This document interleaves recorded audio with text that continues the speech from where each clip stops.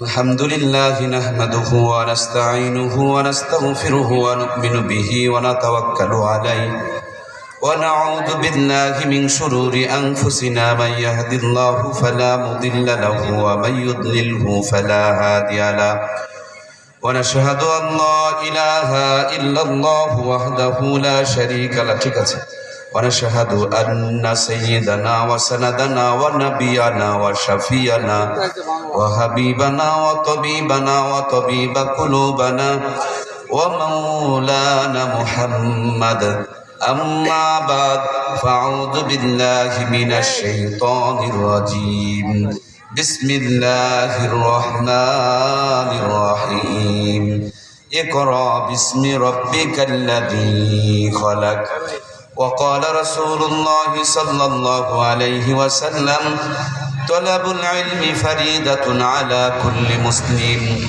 أو كما قال عليه الصلاة والسلام وقال سبحانه تعالى في شأن رسوله الكريم إن الله وملائكته يصلون على النبي يا أيها الذين آمنوا صلوا عليه وسلموا تسليما সকলে মহব্বতে জবান করে দরুদ ইব্রাহিম পড়ি আল্লাহুম্মা সাল্লি আলা মুহাম্মাদিন ওয়া আলা আলি মুহাম্মাদ কামা সাল্লাইতা আলা ইব্রাহিম ওয়া আলা আলি ইব্রাহিম إنك حميد مجيد اللهم بارك على محمد وعلى آل محمد كما باركت على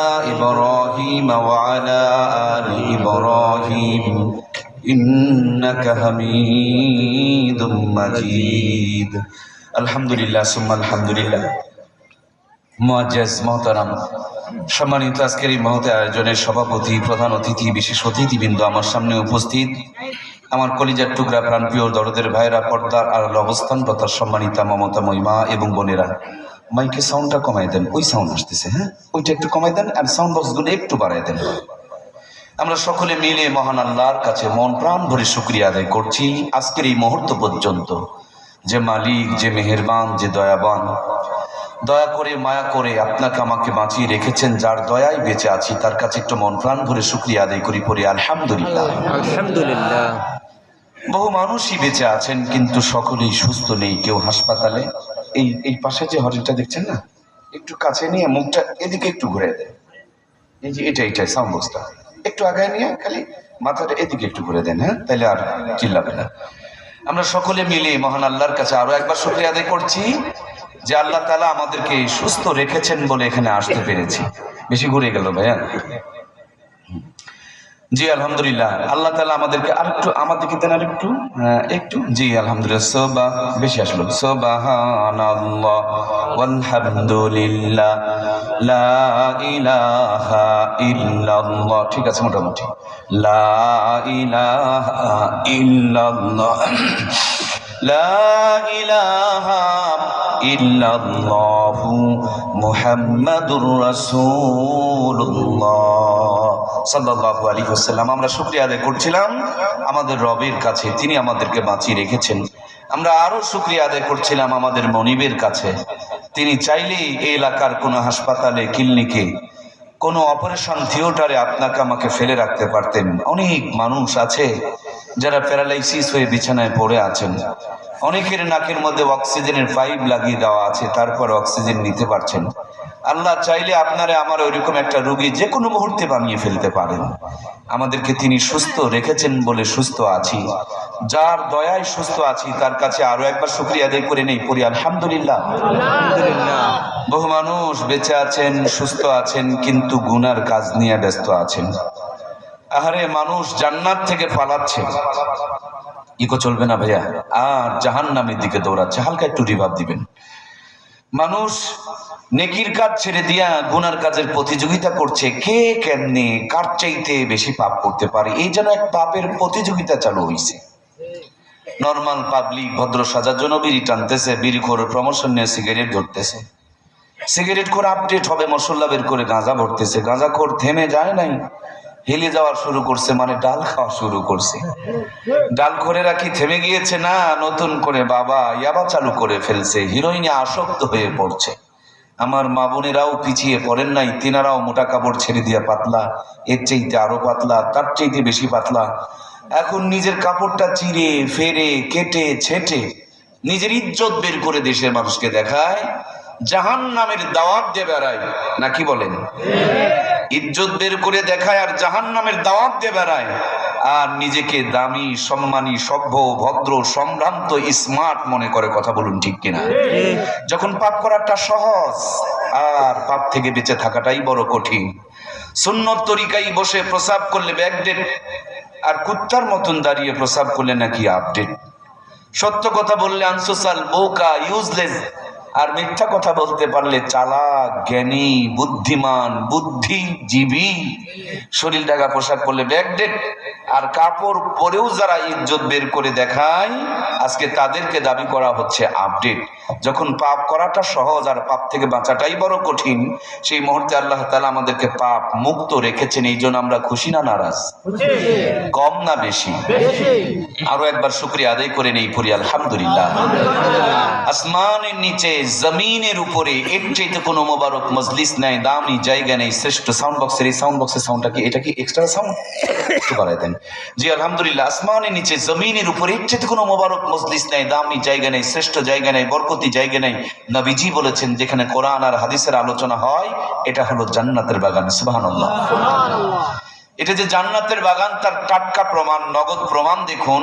এলাকাতে বহু মানুষ আছে, কিন্তু সবার তকদিরে জান্নাত কি গো, কথা বলছেন না কেন? জান্নাত যদি সকলের তকদিরে জান্নাত থাকতো, আজকে কোরআনের মাহফিল থেকে জান্নাতের মানুষ কি দূরে থাকতে পারতো? না। গানের আওয়াজ যদি তাদের কানে যায়, তখন মির্গির ব্যারাম ধরে। আপনাদের কথা বলছি না, যারা আসে নাই তাদের কথা। ঢোলের আওয়াজ কানে গেলে লাফাইতে শুরু করে। মমতাজ আপা, শাকিব খান, শাহরুখ খান, সালমান খান যদি আসতো, বলুন তো প্রিয় ভাইয়েরা, ওদেরকে দড়ি দিয়ে, জিঞ্জির দিয়ে বেঁধে কি আটকানো যেত? ঢোলের আওয়াজ কানে গেলে ঠিক থাকতে পারেন না, গানের আওয়াজ কানে গেলে আপনি ঠিক থাকতে পারেন না। আপনি কেমন মুসলমান? কোরআনের আওয়াজ কানে যাচ্ছে, আপনি এখনো বিছানায়, এখনো রাস্তায়, এখনো চার দোকানে। কে বলেছে মুসলমান? কেমন মুসলমান? কত পার্সেন্ট মুসলমান? একটা মাছ পানি ছাড়া বাঁচতে পারে না। একজন মুসলমান তেমনি কোরআন থেকে দূরে থাকতে পারে না। মাছ যেটা হবে, এটা পানির ভিতরেই থাকবে, এটা মাছের পরিচয়। আর মুসলমান যেটা হবে, এটা কোরআনের সাথেই থাকবে, এটা হলো ঈমানের পরিচয়। ঠিক কিনা? আল্লাহ আমাদেরকে কোরআনের সঙ্গে থাকার তৌফিক দান করুক, বলুন আমিন। আমরা কি আল্লাহর কোরআনের সুপারিশ নিয়ে জান্নাতে যেতে চাই? কারা কারা রাজি? দুইখানা হাত একবার আমার আল্লাহর জন্য দেখা। লিল্লাহে তাকবীর, লিল্লাহে তাকবীর। দুনিয়ার মুসলিম, আওয়ামী লীগ, বিএনপি, হাতগুলি একটু নাড়া দেন, নাড়া দেন, নাড়া দেন। আল্লাহ তাআলা আরশ আজিম থেকে দেখছেন, মদিনা রওজায় একদল রহমতের ফেরেশতা ভিডিও করে দেখাচ্ছে। এই আলো বাতাস, এই ময়দান আপনার আমার জন্য সাক্ষী হয়ে থাকতেছে। দুনিয়ার মুসলিম, আওয়ামী লীগ, বিএনপি, জামাত, জাতীয় পার্টি, তাবলীগ, পাবলিক, হানাফি, আহলে হাদিস, লম্বা টুপি, খাটো টুপি, হাতগুলো নামান। আল্লাহ তাআলা কবুল করুক, বলুন আমিন। তাহলে আজকে স্লোগানের মাধ্যমে আমরা যেটুকু অনুভব করতে পেরেছি, আমরা এক আল্লাহর বান্দা, এক নবীর উম্মত, এক কোরআনের উত্তরসূরি। সুতরাং আমাদের মাঝে কোনো ভেদাভেদ নেই। ভেদাভেদ যত করব, তত আমরা পিছনে পড়ব। আমরা যত ঐক্যবদ্ধ হয়ে আল্লাহর কোরআনকে বুকে আঁকড়িয়ে ধরব, ততই আমাদের বিজয় নিকটে চলে আসবে। ঠিক কিনা? আমরা এতদিন পর্যন্ত এই ময়দানে, আমি অনেক দিন আগে এসেছিলাম একবার, সাদা সিধা কিছু কথা বলছিলাম, কিন্তু অ্যালার্জিওয়ালা একজন মানুষ সেই চুলকানি শুরু করলো। আল্লাহর কোরআন আছে না নাই? মাদ্রাসা আছে, আমি, কিন্তু অ্যালার্জিওয়ালা। কোরআন ছিল, কোরআন আছে, কোরআন থাকবে, কোরআনের বিরোধিতা যারা করেছে এরা কোনোদিন দুনিয়াতে স্থায়ী হতে পারে নাই, ঠিক কিনা? সুতরাং যদি কারো পতন নিকটে চলে আসে ওই লোকটাই দেখবেন কোরআনের বিরোধিতা করতে শুরু করে, ঠিক কিনা? প্রত্যেকটা জিনিস একটা লক্ষণ আছে না? আমরা বুঝে ফেলে দিয়েছিলাম যেদিন থেকে তারা আলেমদের উপরে চড়াও হয়েছিল। আমরা বুঝে ফেলে দিয়েছিলাম যে এদের পতন অতি নিকটে। যেদিন থেকে মায়ের কোল খালি করতে শুরু করেছিলেন, বোনদেরকে বিধবা বানাতে শুরু করেছিলেন, সন্তানদেরকে এতিম বানাতে শুরু করেছিলেন, নায়েবে নবীদের উপরে জুলুম, অত্যাচার, নির্যাতনার মিথ্যা মামলার হিড়িক তারা যেদিন থেকে শুরু করেছিল সেদিন থেকেই তাদের পতনের সূচনা হয়েছিল, ঠিক কিনা? আমার প্রাণপ্রিয় ভাইয়েরা, সুতরাং এক জালেম চলে গেছে। এখন আমরা যারা আছি আমাদের জন্য শিক্ষা হলো ওই জালেম থেকে শিক্ষা নিয়ে আমরা আর কোনো জুলুম করব না। এমনটা যেন না হয় এক চোর চলে গেলে আর এক চোর ক্ষমতায় বসে যেই জায়গা থেকে জীবন দিয়ে রক্ত দিয়ে দেশকে অন্ধকার থেকে আলোর পথে নিয়ে আসলাম, আবার যেন আমাদের দেশকে কেউ যেন অন্ধকারে নিয়ে যেতে না পারে। কথা বলুন, ঠিক কিনা? এই জন্য প্রিয় ভাইয়েরা, স্বাধীন তো শুধু দেশ একবার হয় নাই। পিছনে ফিরিয়ে দেখুন, স্বাধীন হয়েছে মাত্র ৮০ বছরের ব্যবধানে এই বাংলার জমিন স্বাধীন হয়েছে ৪ বার। কিছুদিন আগে স্বাধীন হলাম স্বৈরাচারের হাত থেকে, স্বৈরাচার, মাফিয়া, খুনি, ডনদের হাত থেকে। তার আগে একবার খেয়াল করে দেখুন, এরশাদ চাচা নামক আরো একজন স্বৈরাচার এদেশের মানুষের গলা চেপে ধরেছিল, তখনও মানুষ স্বাধীন হয়েছিল, ঠিক কিনা? তার আগে আর একবার পাকিস্তান যখন আমাদের উপরে জুলুম, অত্যাচার, নির্যাতন শুরু করেছিল, এদেশের জনগণ তাদের ভিতরে হুঙ্কার দিয়ে, জীবন দিয়ে, রক্ত দিয়ে বাংলার জমিনকে স্বাধীন করেছিল, ঠিক কিনা? তার আগে আর একবার ইস্ট ইন্ডিয়া কোম্পানির নামে ব্রিটিশ দীর্ঘদিন ধরে ভারত উপমহাদেশে যখন জুলুম, অত্যাচার, নির্যাতন শুরু করেছিল, তখন এই আপামর জনসাধারণ, তৌহিদি জনতা ওদের বিরুদ্ধে রুখে দাঁড়িয়ে তখনও তারা দেশকে স্বাধীন করেছিল, ঠিক কিনা? তাহলে দেশ স্বাধীন হলো ৪ বার। কয়বার? ৮০ বছরে স্বাধীন হচ্ছে ৪ বার। কারণ কি? স্বাধীনতাগুলো যায় কোথায়? স্বাধীনতাগুলো হচ্ছে কি? স্বাধীন করছি তারপর আবার অন্ধকার কেন? একটাই মাত্র কারণ, এক চোরকে সরায়া আর এক চোরকে ক্ষমতায় বসানো হয়। যেখান থেকে এসেছি তারা আবার আমাদেরকে সে অন্ধকারে নিয়ে চলে যায়, ঠিক কিনা? সুতরাং ২৪-এর স্বাধীনতা এবং রক্তের যদি মূল্যায়ন করতে হয়, ছাত্র জনতার রক্তের সাথে যদি বেঈমানি না করতে চাই, তাহলে আগামী দিনে এদেশ পরিচালনা করার জন্য কোরআন সুন্নাহর আলোতে আলোকিত মানুষগুলোকে ক্ষমতায় বসাতে হবে। এদেশ আর রক্তে রঞ্জিত হবে না, ছাত্র জনতার স্বাধীনতার হারাবে না। কথা বলুন, ঠিক কিনা? সুতরাং প্রাণপ্রিয় ভাইয়েরা, যতদিন বেঁচে আছি কোরআনের সাথে থাকবো ইনশাআল্লাহ। আসুন আমরা আল্লাহর কোরআন থেকে কিছু আলোচনা শুনবো। আজকেই শুধু অন্ধকার নয়, নবী যখন দুনিয়াতে এসেছিলেন তখন মহা অন্ধকার ছিল। সমাজটাকে বলা হতো আইয়ামে জাহিলিয়তের জামানা, মূর্খতার জামানা, অন্ধকারের জামানা, বর্বরতার জামানা। মনে আছে না নাই? আল্লাহ তাবারক ওয়া তাআলা অন্ধকার দূর করে আলোকিত করার জন্য সেই সময় 2টা নিয়ামত দান করেছিলেন। একসাথে 2টা দেয় নাই, প্রথমে একটা দিয়েছিলেন। 1 নম্বরে প্রথম যে নিয়ামত পাঠিয়েছিলেন তার নাম ছিল মহান মানব রিজালুল্লাহ। 1 নম্বরে যাকে তিনি পাঠিয়েছিলেন তিনি হলেন মুহাম্মাদুর রাসূলুল্লাহ। কেমন একজন দামি মানুষকে আমার আল্লাহ পাঠিয়েছেন। নবীজি দুনিয়াতে আগমন করেছে, আর নবীজির আগমনে গোটা দুনিয়ার অন্ধকার দূর হয়ে গোটা পৃথিবী আলোকিত হয়ে গেছে। সুবহে সাদিকি টাইম। দিন বলছিল মালিক তুমি তোমার বন্ধুকে আমার মাঝে দাও, রাতও বলছিল আমার কাছে দাও। আল্লাহ দিন আর রাতের মাঝখানে দিলেন, এমন একটা আলোর ছটা আসলো, গোটা দুনিয়া আলোকিত হয়ে গেল। সুবহানাল্লাহ। আমার প্রিয় ভাইয়েরা, এই অন্ধকার দেখে নবীজি ছোট্ট থেকেই বড় গুমগিন, পেরেশান, টেনশনগ্রস্ত ছিলেন। নবী আমার ছোট্ট থেকে অন্ধকার দূর করার জন্য নানান প্রচেষ্টার পরিকল্পনা করেছিলেন। আপনাদের জানা রয়েছে আল্লাহর হাবিব একটা সংগঠন তৈরি করেছিলেন, নাম দিয়েছিলেন হিলফুল ফুজুল। 13 বছর পর্যন্ত তিনি নিজেই নেতৃত্ব দান করেছেন।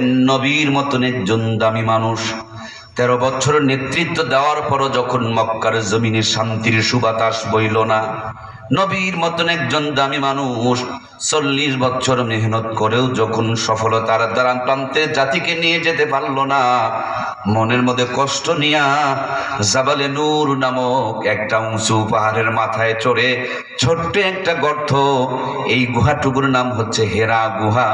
এই গর্তের ভিতরে নবীজি ধ্যান করছেন, প্ল্যান করছেন, পরিকল্পনা করছেন, গবেষণা করছেন, রিসার্চ করছেন, ফিকির করছেন, থিসিস করছেন, আল্লাহ তাবারক তাআলার সাহায্য প্রার্থনা করছেন কেমন করে গোটা দুনিয়ার মানুষগুলোকে জাহান্নাম থেকে বাঁচায়া জান্নাতে নিয়ে যাওয়া যায়, অন্ধকার থেকে তুলে নিয়ে আলোর পথ দেখানো যায়।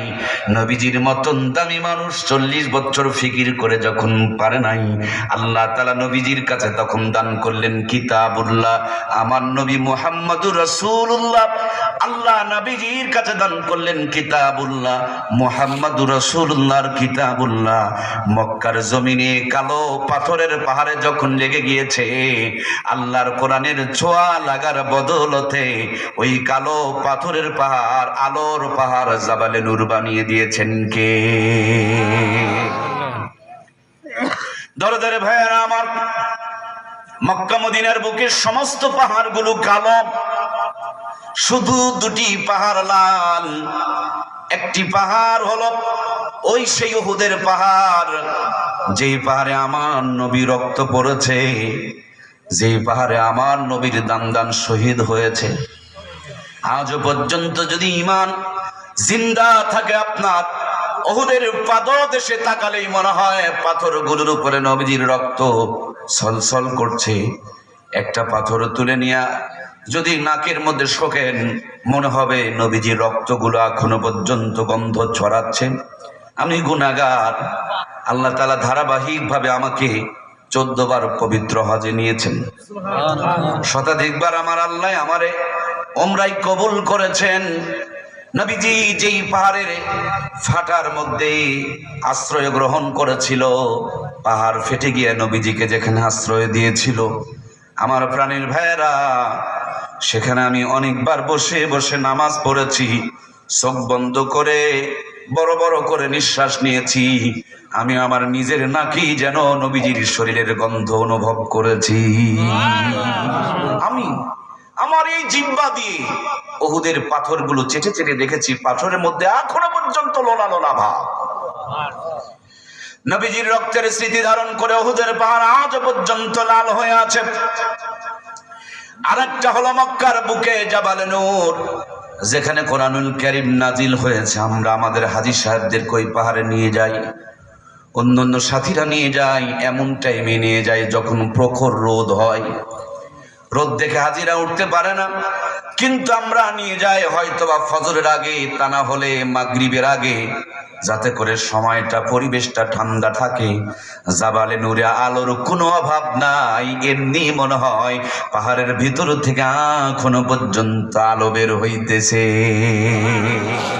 শুধু কোরআন নাজিল হয়েছে, একটা পাথরের পাহাড় আলো হয়ে গেছে। সুবহানাল্লাহ। প্রাণপ্রিয় ভাইয়েরা আমার, আল্লাহ তাবারক তাআলা এই জগতের ভিতরে যত নবী রাসূল পাঠিয়েছেন, এক একজন নবীকে অনেকগুলো করে মুজিজা দান করেছেন। কিন্তু নবীরা যখন চলে গেছে, তাদের মুজিজাও তার সাথে চলে গিয়েছে। আপনারা আমার নবীকে আল্লাহ তাআলা একটা দুইটা মুজিজা নয়, 4500 মুজিজা দিয়েছে। অনেক মুজিজা আছে, নবীও চলে গিয়েছে, নবীর মুজিজাও চলে গিয়েছে। একটি বড় মুজিজা, একটি জিন্দা মুজিজা, একটা টাটকা মুজিজা, একটা সত্য মুজিজা, একটা বাস্তব মুজিজা নবীজির জামানাতেও যেমন ছিল, এখনো পর্যন্ত তেমন আছে। এই কোরআনুল কারীমের মুজিজা নিয়ে কেউ যায় নামাজকে পানির উপরে বিছিয়েছে, নৌকা হয়ে গিয়েছে। কেউ আবার এই কোরআনুল কারীমের মুজিজা বুকের মধ্যে নিয়ে তেলাওয়াত করে বাতাসের উপরে বিছিয়ে দিয়েছে।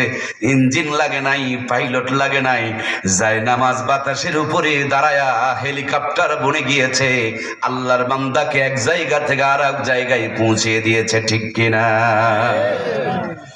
সম্মানিত দরদের ভাইয়ারা আমার, আল্লাহ রাব্বুল আলামিন যতগুলো পয়গম্বর পাঠিয়েছেন, তাদের সকলকেই কম বেশি কিছু মুজিজা দান করেছেন। দাউদ আলাইহিস সালাম নামক আল্লাহ তাআলার এক জলিল কদর পয়গম্বর ছিলেন। এত সুন্দর মুজিজার কণ্ঠ আল্লাহ তাআলা তারে দান করেছিলেন। তিনি যদি নদীর কিনারে তেলাওয়াত করতেন, নদীর মাছগুলো ভেসে উঠত, সুবহানাল্লাহ। আবার যদি আকাশের নিচে তেলাওয়াত করতেন, আকাশের উড়ন্ত পাখিগুলো জমিনে জ্ঞান হারায় পড়ে যেত। আবার যদি আল্লাহর পয়গম্বর হযরত দাউদ গাছের নিচে তেলাওয়াত করতেন, তেলাওয়াতে এত মায়া, এত মজা, এত প্রেম, গাছের পাতাগুলো ঝরঝর করে জমিনে পড়তে শুরু করে দিতে।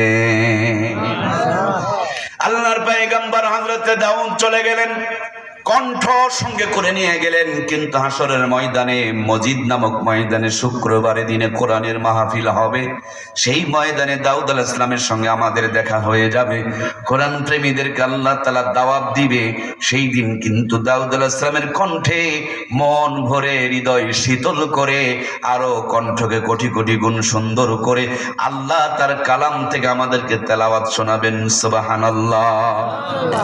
আল্লাহ তাআলা তার আরো এক মুজিজা দিয়েছিলেন। তিনি যদি লোহার মধ্যে হাত দিতেন, লোহা গলে মম হয়ে যেত। পয়গম্বর চলে গেলেন, মুজিজা তার সাথে বিদায় নিয়ে চলে গেল। এই দুনিয়ার বুকে আল্লাহ রাব্বুল আলামিন মুসা কালিমুল্লাহ নামক একজন তার পয়গম্বর পাঠিয়েছিলেন, যার সঙ্গে আল্লাহ তাআলা নিজে সরাসরি তুর পাহাড়ে কথা বলতেন। সবচেয়ে বড় মুজিজা ছিল তার হাতের এক খণ্ড লাঠি। জমিনে যখন ছেড়ে দিত, বিশাল বড় অজগর সাপ হয়ে যেত, আবার ধরার সাথে সাথে হাতের লাঠিতে পরিণত হয়ে যেত। সাগরে আঘাত করলে সাগরের মধ্যে 12টা রাস্তা পয়দা হয়ে যেত। আল্লাহর পয়গম্বর মুসা কালিমুল্লাহ বিদায় নিয়ে চলে গেলেন, তার মুজিজাও তার সাথে বিদায় নিয়ে চলে গেল। তার মানে নবীও বিদায়, নবীজির মুজিজাও বিদায়। আপনার আমার নবীর পূর্বে একজন নবী এসেছিলেন, বিনা বাপে আল্লাহ তাবারক তাআলা তাকে দুনিয়াতে পাঠিয়েছিলেন। মায়ের কোলে ছোট্ট বাচ্চা দুধ পান করছিলেন, তার মায়ের উপরে যখন কাফেরেরা অপবাদ চাপিয়ে দিল, ওই দুধ পান করনেওয়ালা সন্তান মার কোল থেকে কাফেরদের প্রশ্নের উত্তর প্রদান করেছিলেন। সুবহানাল্লাহ। আল্লাহ তাআলা তার এমন এক মুজিজা দিয়েছিলেন, তিনি যদি অন্ধ মানুষের চোখের উপরে হাত বুলাইয়া দিতেন, অন্ধ চক্ষুষ্মান হয়ে যেত। মুর্দা মানুষের কবরের কিনারে দাঁড়ায়া আঙ্গুলের ইশারা করে যদি বলতেন কুম্বি ইজনিল্লাহ, ওগো আল্লাহর গোলাম, কবর থেকে আল্লাহর হুকুমে উঠে দাঁড়িয়ে যাও, মুহূর্তের ভিতরে 1000 বছর পূর্বেকার মৃত মানুষটা আঙ্গুলের ইশারা পেলে কবর থেকে জিন্দা হয়ে উঠে দাঁড়িয়ে যেত। সুবহানাল্লাহ। আল্লাহর পয়গম্বর হযরত ঈসা রূহুল্লাহ বিদায় নিয়ে চলে গেলেন, মুজিজাও তার বিদায় নিয়ে চলে গেল। আল্লাহ যেই দামি মুজিজা, বড় মুজিজা, সবচেয়ে আপনার আমার জন্য উত্তম মুজিজা দান করেছেন, তা হলো কোরআন। নবীজি আমার চলে গিয়েছে, কিন্তু নবীর কাছে আল্লাহর পক্ষ থেকে আসা এই দামি কোরআনুল কারীমের মুজিজা আজও পর্যন্ত আমাদের ঘরে, আমাদের অন্তরের ভিতরে, আমাদের কলিজার ভিতরে আছে। এই কোরআনের একটা মদ, একটা মাখরাজ, একটা জের, একটা জবর, একটা তাসদীদ, একটা গুন্না কোথাও এক চুল পরিমাণ আজ পর্যন্ত পরিবর্তন হয় নাই। সুবহানাল্লাহ। আমরা যখন ছোট ছিলাম, এদেশকে মাতিয়ে রাখতো একটা ছোট্ট গান গাইতো, আমাদের দাদুরা গানটা গাইতো, জরিনার গান। কি সুন্দর করে মারতো টান। আমি কি তোর আপন ছিলাম না রে জহরিনা, আমি কি তোর আপন ছিলাম না। সব জায়গায় খালি জরিনা আর জরিনা। ছোটদের কথা, ছোট যখন ছিলাম। যেমনি 5 বছর চলে গেল, জরিনার গান আর কেউ শোনে না। নতুন করে চাচারা গান আবিষ্কার করলো, আকাশেতে লক্ষ্য তারা, চাঁদ বুঝি একটা কয়েকদিন যেতে না যেতে চাঁদের গানও শেষ। বাংলাদেশ শুরু হয়ে গেল, বেদের মেয়ে জ্যোৎস্নার বাংলাদেশ। ভুলে গিয়েছেন নাকি প্রিয় ভাইয়েরা আমার? সব জায়গাতে একই গান, একই টান। বেদের মেয়ে জ্যোৎস্না চাচাই কথা দিয়েছে, আসতেছে জোরে কপালে লাথি মারছে। কি গো, বাংলাদেশে জ্যোৎস্নার গান ছাড়ার কোনো গান পাওয়া যেত না। যেমনি 5 বছর চলে গেল, জ্যোৎস্নার গান একঘেয়েমি হয়ে গেল। ফাটাফাটি একটা আপার আবিষ্কার হলো। আমার ভাইরা নামটা বলতে বড় লজ্জা লাগে। কি গানটা না গাইল রে ভাই আমার, ফেটে যায়, জোড়া দেওয়ার কোনো আঠা নাই। ওই গানকে পুঁজি করে বাংলাদেশের জাতীয় সংসদ সদস্য হয়েছিল, মনে আছে না নাই? যেমনি 5 বছর চলে গেল, ফাটাফাটি আপার দিন শেষ, নতুন করে বাদামের বাংলাদেশে বাদাম ছাড়া আর কিছু পাওয়া যায় না। তাও আবার ভাজা বাদাম পাওয়া যায় না, শুকনা বাদাম পাওয়া যায় না, সব জায়গাতে খালি কাঁচা বাদাম আর কাঁচা বাদাম, খালি কাঁচা বাদাম দিয়ে দেশটা পরিপূর্ণ হয়ে গিয়েছিল, মনে আছে না নাই? কয়েকদিন যেতে না যেতে বাদামও একঘেয়েমি হয়ে গেল, বাদাম ড্যামেজ মেরে দিয়েছে, বাদাম আর চলে না। কি চলতে শুরু করলো? কালো পাখি। দেশের সব পাখি কালো হয়ে গেল। ভুলে গেছেন তুমি বন্ধু কালা পাখি, আমি যেন কি, গোটা দেশ খালি কালো পাখি আর কালো পাখি। কয়েকদিন যেতে না যেতে আর কালো পাখি চলে না। হঠাৎ করে আমার দেশের সুদখোর ঘুষখোরের জন্য একটা গান বের হলো, কুত্তার বাচ্চা। কি রে যুবক ভাইরা, ফুটফুটে সুন্দর, দেশ চুরি করে পাঠায় দেয়, আবার ক্ষমতায় গিয়া বড় বড় বক্তৃতা দেয়। এদেরকে তারা লক্ষ্য করে গান গাইলো, কুত্তার বাচ্চা ফুটফুটে সুন্দর, মার্কেট পেয়ে গেল।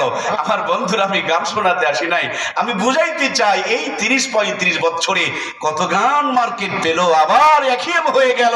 কোরআনুল কারীম 1500 বছর পূর্বে নাজিল হয়েছে, একটু পরিবর্তন হয় নাই, বরঞ্চ যত শুনি ততই মজা, ততই তৃপ্তি, ততই শান্তি, ততই ঈমান বাড়ে, ততই ভালো লাগে, প্রশান্তি জাগে। কোরআন শুনতেই ভালো লাগে, কোরআনের কোনো পুরাতন নাই, পরিবর্তন নাই। এটা আল্লাহর কোরআন, তার জিন্দা মুজিজা। কথা বলুন ঠিক কিনা? আমার আল্লাহ তাআলা বলেন, ইন্নামাল মুমিনুনাল্লাযীনা ইযা যুকিরাল্লাহু ওয়াজিলাত কুলুবুহুম ওয়া ইযা তুলিয়াত আলাইহিম আয়াতুহু যাদাতুহুম ঈমানাও ওয়া আলা রাব্বিহিম ইয়াতাওয়াক্কালুন। আল্লাহু আকবার, আল্লাহু আকবার। মুমিনদের সামনে যখন কোরআন থেকে তেলাওয়াত করা হবে, আল্লাহ বলেন তাদের ঈমানকে আমি আল্লাহ তাআলা বাড়িয়ে দেব। সুতরাং 16 বছর ধরে বাংলার জমিনে নর্তকী নাচারের জন্য অনুমতি নেওয়া লাগে নাই, ন্যাংটা ডান্সের জন্য অনুমতি নেওয়া লাগে নাই, আল্লাহর কোরআনের কথা বলার জন্য তাদের কাছে অনুমতি নিতে হয়েছিল। কথা বলুন ঠিক কিনা? কোরআনের আওয়াজকে যারা বন্ধ করতে চেয়েছিল, আজ গোটা দেশে তাদের আওয়াজ নিষিদ্ধ হয়ে পড়েছে। প্রাণপ্রিয় ভাইয়েরা আমার, এটা যে আল্লাহর কোরআন, তার জিন্দা মুজিজা। দেখুন এই নিয়ামতকে আল্লাহ তাআলা আরশ আজিমে রেখেছিলেন, তার দাম বেড়ে গেল। যে ফেরেশতা নিয়ে আসলেন মুআল্লিমুল মালাইকা, ফেরেশতার মাঝে তিনি সর্দার হয়ে গেল। এই কোরআনুল কারীম একটি পাথরের পাহাড়ে নাজিল হলো, পাথরের পাহাড়কে আল্লাহ তাআলা আলোর পাহাড় বানিয়ে দিলেন। এই কোরআনুল কারীম একটি মোবারক মাসে নাজিল হলো, রমজান মাসের মর্যাদা আল্লাহ তাআলা 70 থেকে 700 গুণ পর্যন্ত বাড়ায় দিল। এই কোরআনুল কারীম একটি মোবারক রাত্রে নাজিল হলো, লাইলাতুল কদরি খায়রুম মিন আলফি শাহর, এক রাতের মর্যাদা 1000 মাসের চেয়ে আল্লাহ তাআলা উত্তম বানিয়ে দিল। এই কোরআনুল কারীমের মর্যাদা, এই কোরআনুল কারীমের ইজ্জত শান মান কেড়ে নেওয়ার জন্য ওরা আমাদের ভাইদেরকে মিথ্যা মামলা দিয়া যখন জেলের মধ্যে ঢুকালো, আমরা দেখলাম শ্বশুর বাড়ি থেকে বের হওয়ার পর ওদের মর্যাদা আরো। এই সুবহানাল্লাহ কয় না রে? সুবহানাল্লাহ। এরা নাকি বলে ধর্ষণকারী, এরা যখন বের হয় শ্বশুর বাড়ি থেকে বের হলেই দাম বেড়ে যায়। সুবহানাল্লাহ খবর না? আল্লাহ, আমির হামজার নাম শুনেছেন? ওই স্যার শিখের শ্বশুর বাড়িতে যাওয়ার আগে ওনার যে ইজ্জত ছিল, তাজিম ছিল, মর্যাদা ছিল, মার্কেট ছিল, শ্বশুর বাড়ি থেকে বের হওয়ার পর কমছে না। সুবহানাল্লাহ বলবেন না? ছোট্ট একটা বক্তা রফিকুল ইসলাম মাদানী, অনেকে অনেক কথা বলে, কিন্তু আমাকে ভালো লাগে। এই মানুষটার হাতের মধ্যে বিড়ি দিয়া, হাফ প্যান্ট পরায়া, নগ্ন মহিলাকে দিয়া নাটক বানানো হলো। তার ফোনের মধ্যে নানান আজেবাজে ছবি পাওয়া গিয়েছে। এই বলে কত যে চক্রান্ত সাজানো হলো। আমার ভাইয়েরা, তাদের মর্যাদা কমে গেছে না বেড়ে গেছে? বেড়ে গেছে। সম্মানিত দরদের ভাইয়েরা আমার, এই জন্য কোরআনুল কারীম তখনই শুধু মর্যাদা বাড়েন নাই, এখনো যাদের কলিজার মধ্যে কোরআন আছে, যাদের কলিজার মধ্যে আল্লাহর কোরআনের জায়গা পেয়েছে, খুব ভালো করে দেখুন, এই কোরআনুল কারীম যেই কাগজে লেখা হয়েছে সেই কাগজের উপরে কোনো মুসলমান পা দিতে পারে?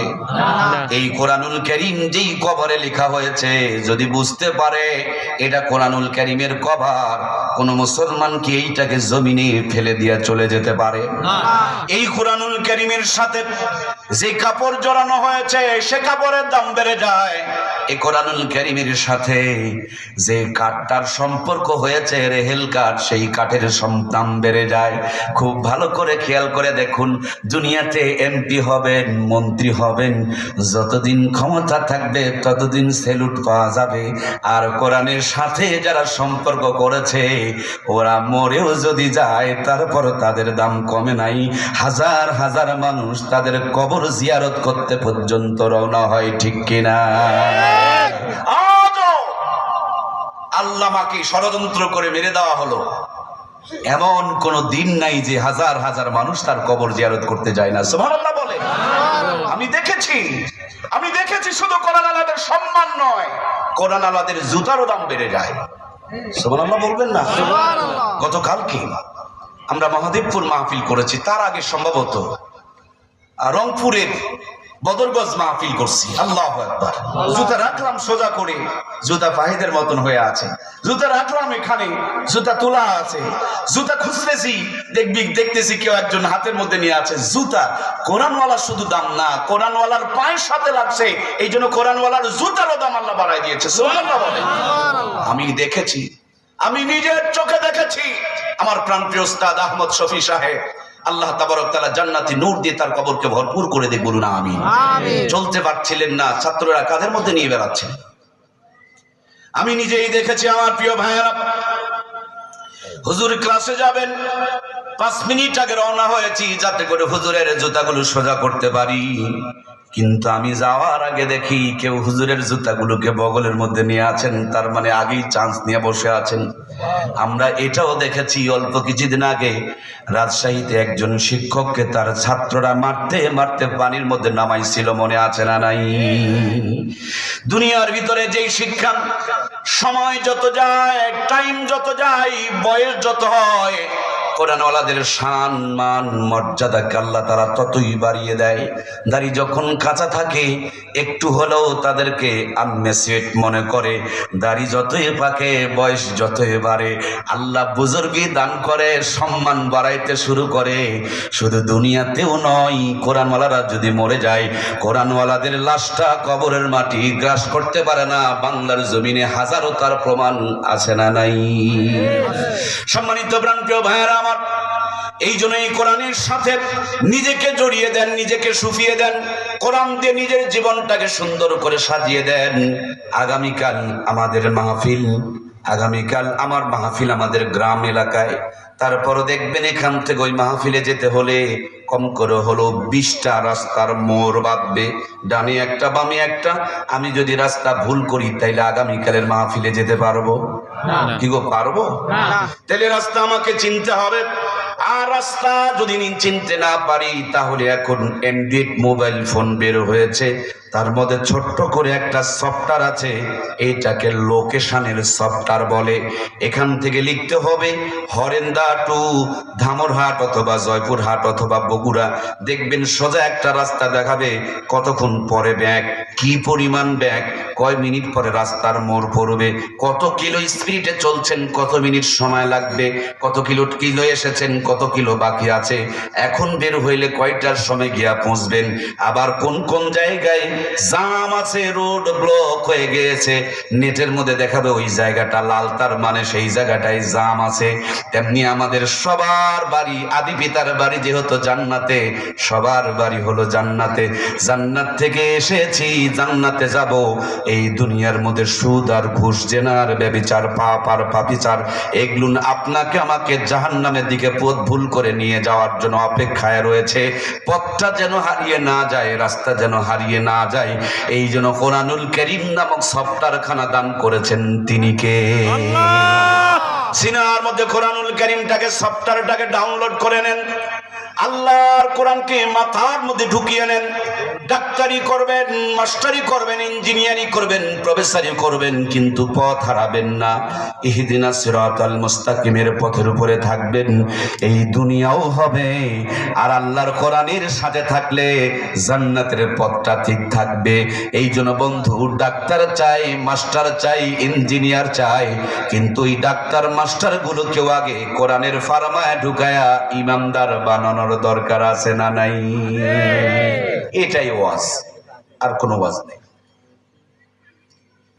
এত শোনা হবে না, অল্প শোনেন, বাড়িতে নিয়ে যান।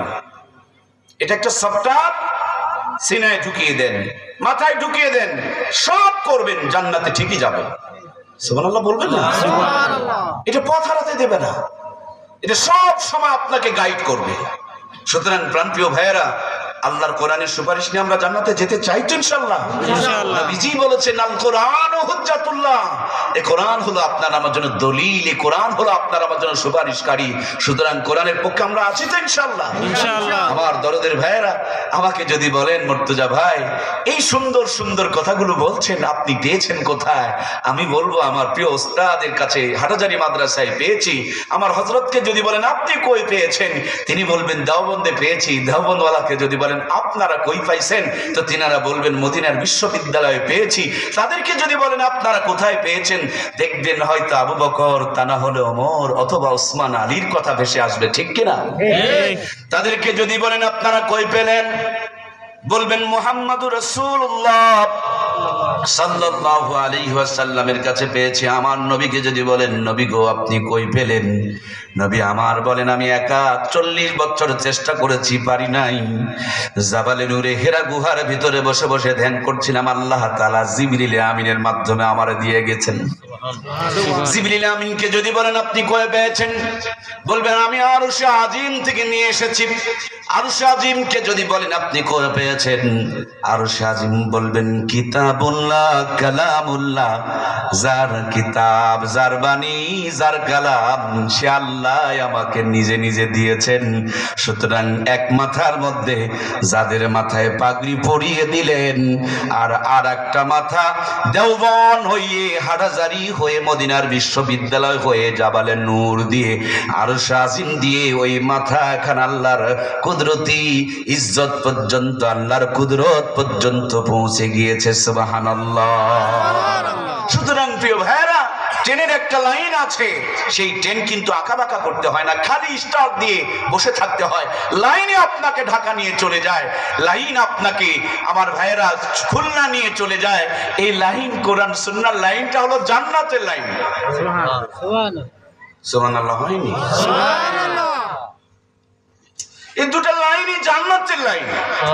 খালি ছেলেকে তুলে দেন, মেয়েকে তুলে দেন, ভাইকে তুলে দেন, বউকে তুলে দেন, সব করবে, অটোমেটিকলি জান্নাতে চলে যাবে। সুবহানাল্লাহ বলবেন না? আমার ভাইয়েরা, আমরা কি আমাদের সন্তানগুলোকে এখানে তুলে দিতে চাই না? আল্লাহ আমাদের কবুল করুক, বলুন আমিন। প্রিয় বন্ধুরা আমার, যে মাটিতে বসে আছেন, এই মাটি যদি পানিতে ফেলে দেন কাদা হয়ে যাবে, রাস্তায় দিলে ধুলা হয়ে যাবে, কিন্তু এই মাটি সুন্দর করে একটু পানি দিয়া খামিরা বানাবেন, ইটের একটা ফার্মায় ঢুকাবেন, রোদের মধ্যে কয়েকটা দিন শুকাবেন, এরপর ইটের ভাটায় নিয়ে লিমিটেড টেম্পারেচার মেনটেন করে তাপ দিবেন। আগে ছিল মাটি, ইটের ভাটার থেকে বের করার পর হয়ে গেছে খাঁটি। আগে পানিতে দিলে গলে যায়, আর এখন ইটের ভাটার থেকে বের করে সাগরেও ফেলে দিলে কোনো সমস্যা নাই। আগে পানিতে দিলে গলে যায়, আর ইটের ভাটার থেকে বের করার পর পানি পেলে আরো শক্ত হয়। সুবহানাল্লাহ বলেন না? আমার দরদের ভাইয়েরা, সেজন্য কলিজার টুকরা বন্ধুরা, সন্তান ডাক্তার, মাস্টার, এমপি, মন্ত্রী সব হবে, সবার আগে ইমানদার হবে। কথা কি বোঝা গেছে? নইলে বানাবেন ডাক্তার, ডাক্তার হয়ে যেতে পারে বাটপার। আমার দেশে অনেক ডাক্তার আছে, হাসপাতালে গরিব মানুষ তার কাছে ট্রিটমেন্ট করার জন্য যায়, আল্লাহর বান্দার চোখে দেখে না, কলমে লেখে না, বৈকাল বেলা প্রাইভেট ক্লিনিকে বসে 500 টাকা ভিজিট পেলে রোগীকে আব্বা আব্বা বলে ডাকে। কথা বলুন ঠিক কিনা? একটা ঔষধ লিখলেই ভালো হয়ে যাবে, তারপরে ঔষধ লেখে 15টা। একটা পরীক্ষা দিলেই কাম হয়ে যাবে, তারপরে পরীক্ষা দিয়েছে 60টা। সত্যি করে বলুন তোরে মুসলমান, ওই ডাক্তারের ভিতরে যদি আল্লাহর কোরআনের সফটওয়্যার থাকতো, এই অসুস্থ মানুষটাকে, গরিব মানুষটাকে এতগুলো পরীক্ষা দিয়া, প্রাইভেট ক্লিনিকে নিয়ে এতগুলো ঔষধ লিখে দিয়া নির্যাতন করতে পারতো না। কথা বলুন ঠিক কিনা? আমার দেশে ডাক্তারের চাইতে বাটপারের সংখ্যা বেশি, কারণ ডাক্তারের ভাতায়, ডাক্তারের কলিজার ভিতরে কোরআনের সফটওয়্যার নাই। কোরআনের সফটওয়্যার থাকলে ডাক্তারগুলো বাটপারি করতো না। ঠিক কিনা বন্ধুরা আমার? আমার দেশে বহুত মাস্টার আছেন, স্যার, সরকার চাকরি দিয়েছে, বড় বড় বিল্ডিং বানিয়ে দিয়েছে, আমরা ছেলে মেয়েগুলোকে স্কুলে পাঠাইতেছি, স্কুলের মধ্যে 5 ঘন্টা 7 ঘন্টা লেখাপড়া করে, স্কুলে পড়ার পর পাশ করতে পারে না। স্যারের বাড়িতে ছোট্ট একটা মুরগি ঘর আছে, প্রাইভেট সেন্টার, কোচিং সেন্টার। কথা বলছেন না কেন?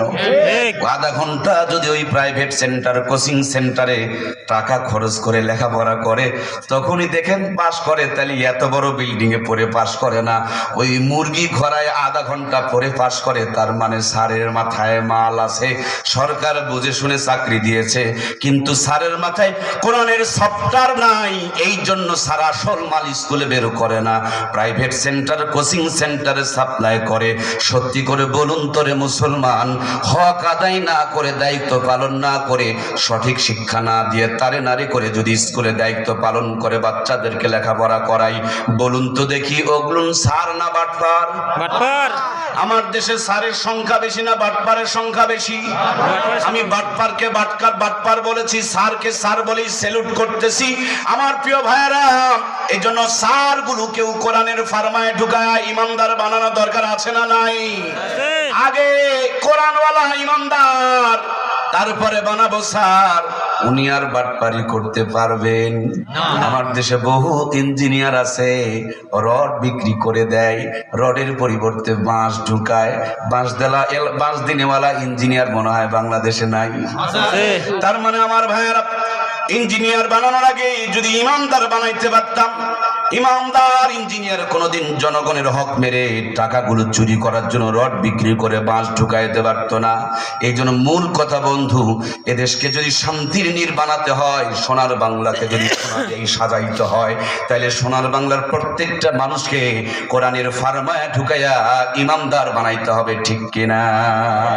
এই বাংলার জমিনে বর্তমানে যতগুলো ছেলে ভালো রেজাল্ট করেছে, অল্প কয়েকদিন আগে প্রতিবেদন এসেছিল, প্রত্যেকের সম্পর্ক আল্লাহর কোরআনের সাথে আছে। সুবহানাল্লাহ বলবেন না? সুবহানাল্লাহ। ইদানিং প্রত্যেকটা ডিপার্টমেন্টে যারা ভালো ভালো রেজাল্ট করেছে, সবার সম্পর্ক কোরআনের সাথে আছে। সুবহানাল্লাহ।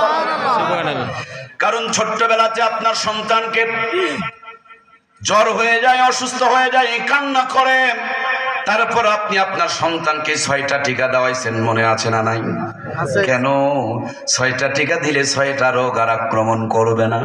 অল্প কয়েকদিন আগে করোনার ভাইরাস এসেছিল, নিজেও টিকা নিয়েছেন, মা বাবাকেও দেওয়াইছেন, ছোট্ট বাচ্চাগুলোকেও স্কুলে নিয়ে করোনার টিকা দেওয়া হয়েছে। কেন? বলে এই টিকা দিলে ইমিউনিটি বেড়ে যাবে, রোগ প্রতিরোধ ক্ষমতা বেড়ে যাবে, সন্তান করোনার হাত থেকে মুক্তি পাবে। এই জন্য আপনি আপনার নিজের টিকা দিলেন, সন্তানকে টিকা দেওয়ালেন। শীতের দিন এসেছে, সবার গায়ে গায়ে জ্যাকেট দেখা যাচ্ছে, বাড়িতে জ্যাকেট কিনে কিনে রেখে দিয়েছে। কেন? বলে শীতের কাপড় দিলে ঠান্ডা ভিতরে ঢুকতে পারবে না। বর্ষার দিন যখন আসে, সবার হাতে হাতে ছাতা থাকে, ছাতা যদি না থাকে, রিংকোট নামক একটা জিনিস বের হয়েছে, এই রিংকোটটা গায়ে দিয়েছেন। কেন? বলে বৃষ্টি পড়বে, ছিলকে চলে যাবে, ভিতরে ঢুকতে পারবে না। বৃষ্টি থেকে বাঁচার জন্য রিংকোট যদি পড়তে হয়, ঠান্ডা থেকে বাঁচার জন্য জ্যাকেট যদি পড়তে হয়, করোনা থেকে বাঁচার জন্য করোনার ভাইরাসের টিকা যদি নিতে হয়, 6টা রোগ থেকে বাঁচার জন্য ছোট্টবেলাতে 6টা টিকা যদি সন্তানকে দেওয়াইতে হয়, তাহলে আপনার আমার ছেলে মেয়েগুলোকে, ভাই বোনগুলোকে জাহান্নাম থেকে বাঁচানোর জন্য আল্লাহর কোরআনের শিক্ষাটুকু দেওয়ার দরকার আছে না নাই? আছে। কি বুঝা যাচ্ছে? মানুষের চুলকে লাভ নাই দাদা, নিজের কোনা চুলকাও। উমুকের গালে জুতা মারো তালে তালে। কেন জুতা মারবেন? কয় ইসলাম বিদ্বেষী, নাস্তিক, কোরআনের বিরুদ্ধে কথা কয়, তাই জুতা মারিচ্ছেন কেন? ওর বাপ মা ওরে কোরআন পড়ায় নাই, তার জন্য সে ইসলামের বিরুদ্ধে কথা কয়, তার জন্য জুতা মারতে যাচ্ছেন। আপনিও যে আপনার তারে পড়ান নাই, ওয়াজ আর বোঝেনি। আরে মানুষের বেড়ের গালত জুতা মারবাজ আছেন, তোমারটা যে আগামী দিনে নাস্তিক হবে, ওয়াজ বোঝেনি রে। জুতা সামলাও, নিজের দিকে তাকাও। তসলিমা নাসরিন, লতিফ সিদ্দিকী, এই সেম ইমরান সরকার, সত্যি করে বলুন, ওদের মাথায় যদি কোরআনের সফটওয়্যার থাকতো, ওদের মুখ থেকে কি এই আবুল তাবুল কথা বের হতো? সুতরাং বাপ মা কোরআন দেয় না, ইসলামের বিরুদ্ধে গিয়েছে, আপনিও তো দেন নাই। বাড়ি দিলেন, গাড়ি দিলেন, ডাক্তারি ইঞ্জিনিয়ারিং সার্টিফিকেট দিলেন, কেন কোরআনের সাথে পরিচয় করিয়ে দিলেন না? কি উপায় হবে? আল্লাহ প্রথমে নামাজ, রোজা, হজ, যাকাতের কথা বলে নাই, প্রথমেই বলছে পড়ো, জ্ঞান অর্জন করো। সুতরাং আমার প্রিয় ভাইয়েরা, শুরুটাই হবে আল্লাহর কোরআনের শিক্ষা দিয়ে। সুবহানাল্লাহ বলেন। আমার ভাইয়েরা, খালি সরকারের দোষ দিয়ে লাভ নাই, আপনার দোষটা একটু ধরেন তো। স্কুলে মাদ্রাসার সামনে দিয়ে স্কুলে নিয়ে যাচ্ছে, মাদ্রাসার সামনে দিয়ে স্কুলে নিয়ে যাচ্ছে কেন? বাংলা ইংরেজি অঙ্ক পড়াবে, তার জন্য। মাদ্রাসায় কি বাংলা ইংরেজি অঙ্ক পড়ানো হয় না? কথা বলছেন না কেন? পড়ানো হয় না? তাহলে এখানেও বাংলা ইংরেজি পড়ানো হয়, ওখানেও বাংলা ইংরেজি অঙ্ক পড়ানো হয়, কিন্তু এখানে তো শুধু বাংলা ইংরেজি নয় রে ভাই, এর সাথে আরবিও পড়ানো হয়। তার মানে স্কুলে যা পাওয়া যায় মাদ্রাসায় ডবল পাওয়া যায়। যারা যারা আমার কথার সাথে একমত, এই ভি চিহ্ন দুইটা আঙ্গুল দেখান। স্কুলে যা পাওয়া যায় মাদ্রাসায়, আঙ্গুলটা একটু নড়ান। মাদ্রাসায় আঙ্গুলকে সাক্ষী বানান, কিয়ামতের দিন এটা সাক্ষী দিবে। মাদ্রাসায় ডবল পাওয়া যায়, মাদ্রাসায় দুনিয়াও পাওয়া যায়, আখিরাতও পাওয়া যায়। মাদ্রাসায় ডবল পাওয়া যায়, দিনও পাওয়া যায়, দুনিয়া পাওয়া যায়। মাদ্রাসায় আর কোনো ওয়াজ লাগে না। নিয়ে আসেন কাগজ, বুকে রক্ত দিয়ে লিখে দিয়ে যাব, জান্নাতে যাওয়ার জন্য যথেষ্ট, আর কিচ্ছু লাগে না। ডবল পেতে সিঙ্গেলের পিছনে কেন? মনে মনে ভেবেছেন মাদ্রাসায় বললে ভাত পাবে না? আরে ভাই, পড়ায়া দেখেন না, ভাত নয়, সারা জীবন বিরিয়ানি খেয়ে শেষ করা পারবেন না। মন খারাপ করলেন? এই মৌলবি দেখে অবহেলা করেন। আপনি জানেনই না মৌলবি যা খায় আপনার 14 গোষ্ঠী অতগুলা গিলা পাবে না। ছোট একটা গ্রামেও যদি ইমামতি করে মৌলবি, 30 দিন 30 বাড়ি, 30 রকম হাতে, 30 রকম স্বাদে। সুবহানাল্লাহ বলেন না? আল্লাহ জিহ্বাত স্বাদও দিছে বেচারির। আলু ভর্তা দিও 3 প্লেট। সুবহানাল্লাহ কয় না রে? মিথ্যা কথা কয় না জি। বউ বন্ধক থেকে খায় না জি মৌলবি, বিড়ি টানে না, বুঝছেন? হালাল করে জিহ্বার স্বাদই আল্লাহ বাড়াই দিছে। সুবহানাল্লাহ বলেন। এলা হারাম খোর বুঝবে না, এলা হারাম করে বুঝবে না। তঙ্গে বিড়ি খেয়ে হাঙ্গা ভাঙা যেমন সহ্য করা পায় না, খপ খপ করে কাছে খাওয়া পাবেন নাকি? বিড়ি খাওয়াই পাবে না। মানে ওগুলো আমরা সহ্য করতে পারি না, আর এগুলো তোমরা বুঝো না। যদি বুঝতে, সন্তানকে মাদ্রাসার সামনে দিয়ে কোনোদিন স্কুলে নিতে না। কথা বলুন ঠিক কিনা? স্কুল দরকার, কিন্তু স্কুলের আগে তো ইমানদার দরকার রে ভাই। আগে বিল্ডিং না, আগে ইট। ওয়াজ বোঝে নাই? বিল্ডিং নাই, ব্রিজ নাই, রাস্তা নাই। ও বিল্ডিং, ব্রিজ, রাস্তা সবই লাগবে, কিন্তু তার আগে ইট লাগবে। ইট, ইট ছাড়া কেমনে হবে? এই জন্য আমি ডাক্তার, মাস্টার, কলেজ, ভার্সিটি, বিশ্ববিদ্যালয় সবই চাই, কিন্তু সবার আগে ইমানদার চাই। ওয়াজ কি বোঝা গেছে? 1 নম্বর, ইট ছাড়া যদি মাটি দিয়া 10 তলা বিল্ডিং করেন, ওটাই কবর হবে, ঠিক কিনা? আর বিল্ডিং যদি ইট বানাইতে পারেন, 20 তলা বানাবেন, ওটা রাজপ্রাসাদ হবে, ঠিক কিনা? এই জন্য প্রিয় ভাইয়েরা, সন্তানগুলো আগে ইমানদার হবে। ওয়াজকে বোঝা গেছে? সুতরাং কোরআনওয়ালারা বোঝেন আর না বোঝেন, যেখানে যেমনি যেভাবে যতটুকু যার সাথে লেগেছে, আল্লাহ কোরআনওয়ালাদের দাম বাড়াই দিছে। সুবহানাল্লাহ। ইমাম সাহেব যদি ছোট্ট গ্রামে ইমামতি করে, 30 দিন 30 বাড়িতে 30 রকম হাতে, তাও যদি হরেন দেয়, এলাকার ভালো মানুষের এলাকা হয়। অনেকে এই এলাকাকে খেয়ারা বলে, কিন্তু আমি চলাফেরা করে দেখছি এদের মনটা আলেমদের জন্য অনেক উষার, অনেক বড়, অনেক প্রশস্ত। এরা ইসলামের জন্য নিজেকে বিলিয়ে দিতে পারে, ঠিক কিনা? সেটা যদি পাঁচ বিবির হাত মঙ্গলবার হয়, পাঁচ বিবি মঙ্গলবার না, সকালবেলা বাড়িতে ঘুমাইতে পারবেন না, বউ বাজারের ব্যাগ দিয়া পকেটে টাকা ঢুকাই দেওয়া কবেন আজকে আমাদের বাড়িতে হুজুরের বালি লিস্ট ধরাই দিছে 25 আইটেম। মনটা আপনার খারাপ, ভাবি আবার ওয়াজ করে যে প্রত্যেক দিন তো নয়, হুজুরে খাওয়া মাসে মাত্র একদিন, মন খারাপ করো কেন, আল্লাহ বরকত দিবে। বাজার করতে গিয়েছে 2000 টাকা শর্ট পড়ছে, 3000 টাকা প্রয়োজনে ধার করে, কিন্তু বাজার করতে কোনো কৃপণতা করে না। আল্লাহর বান্দি যত্ন করে রান্না করেছেন 12 আইটেম। ইমাম বড় চালাক মানুষ, চিন্তা করে আমি যদি বাড়িতে গিয়ে খাই তাহলে আমার বউ তো পাতিল নিয়ে লটর ফটর করা লাগবে, এই জন্য টিফিন বক্স পাঠায় দেয়, এক বাটির মধ্যে 4 আইটেমের তরকারি ঢুকায়, তারপরও মানুষের শখ মিটে না। আল্লাহর বান্দা এবার 5 বিবি গিয়া দোকানদারকে বলে ভাই বড় কি কোনো টিফিন বক্স নাই? দোকানদার বলে এটা স্মার্ট জামানা, কোনো কিছুর অসম্ভব পাওয়া যায় না, এখন 12 তলা 14 তলা পর্যন্ত টিফিন বক্স আবিষ্কার হয়েছে। ইমাম সাহেব বলেন সবচেয়ে বড় বাটিটা আপনি আমারে দেন, মাঝে মাঝে আমার মুসল্লিরা 18-20 আইটেম পর্যন্ত তরকারি ব্যবস্থা করে।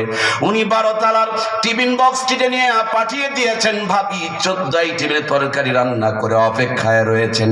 12 তলা 12 আইটেম দিয়ে ভর্তি, এখনো পর্যন্ত 2 আইটেম বাকি প্লাস্টিকের বাটিতে করে সাজায়া দেয়।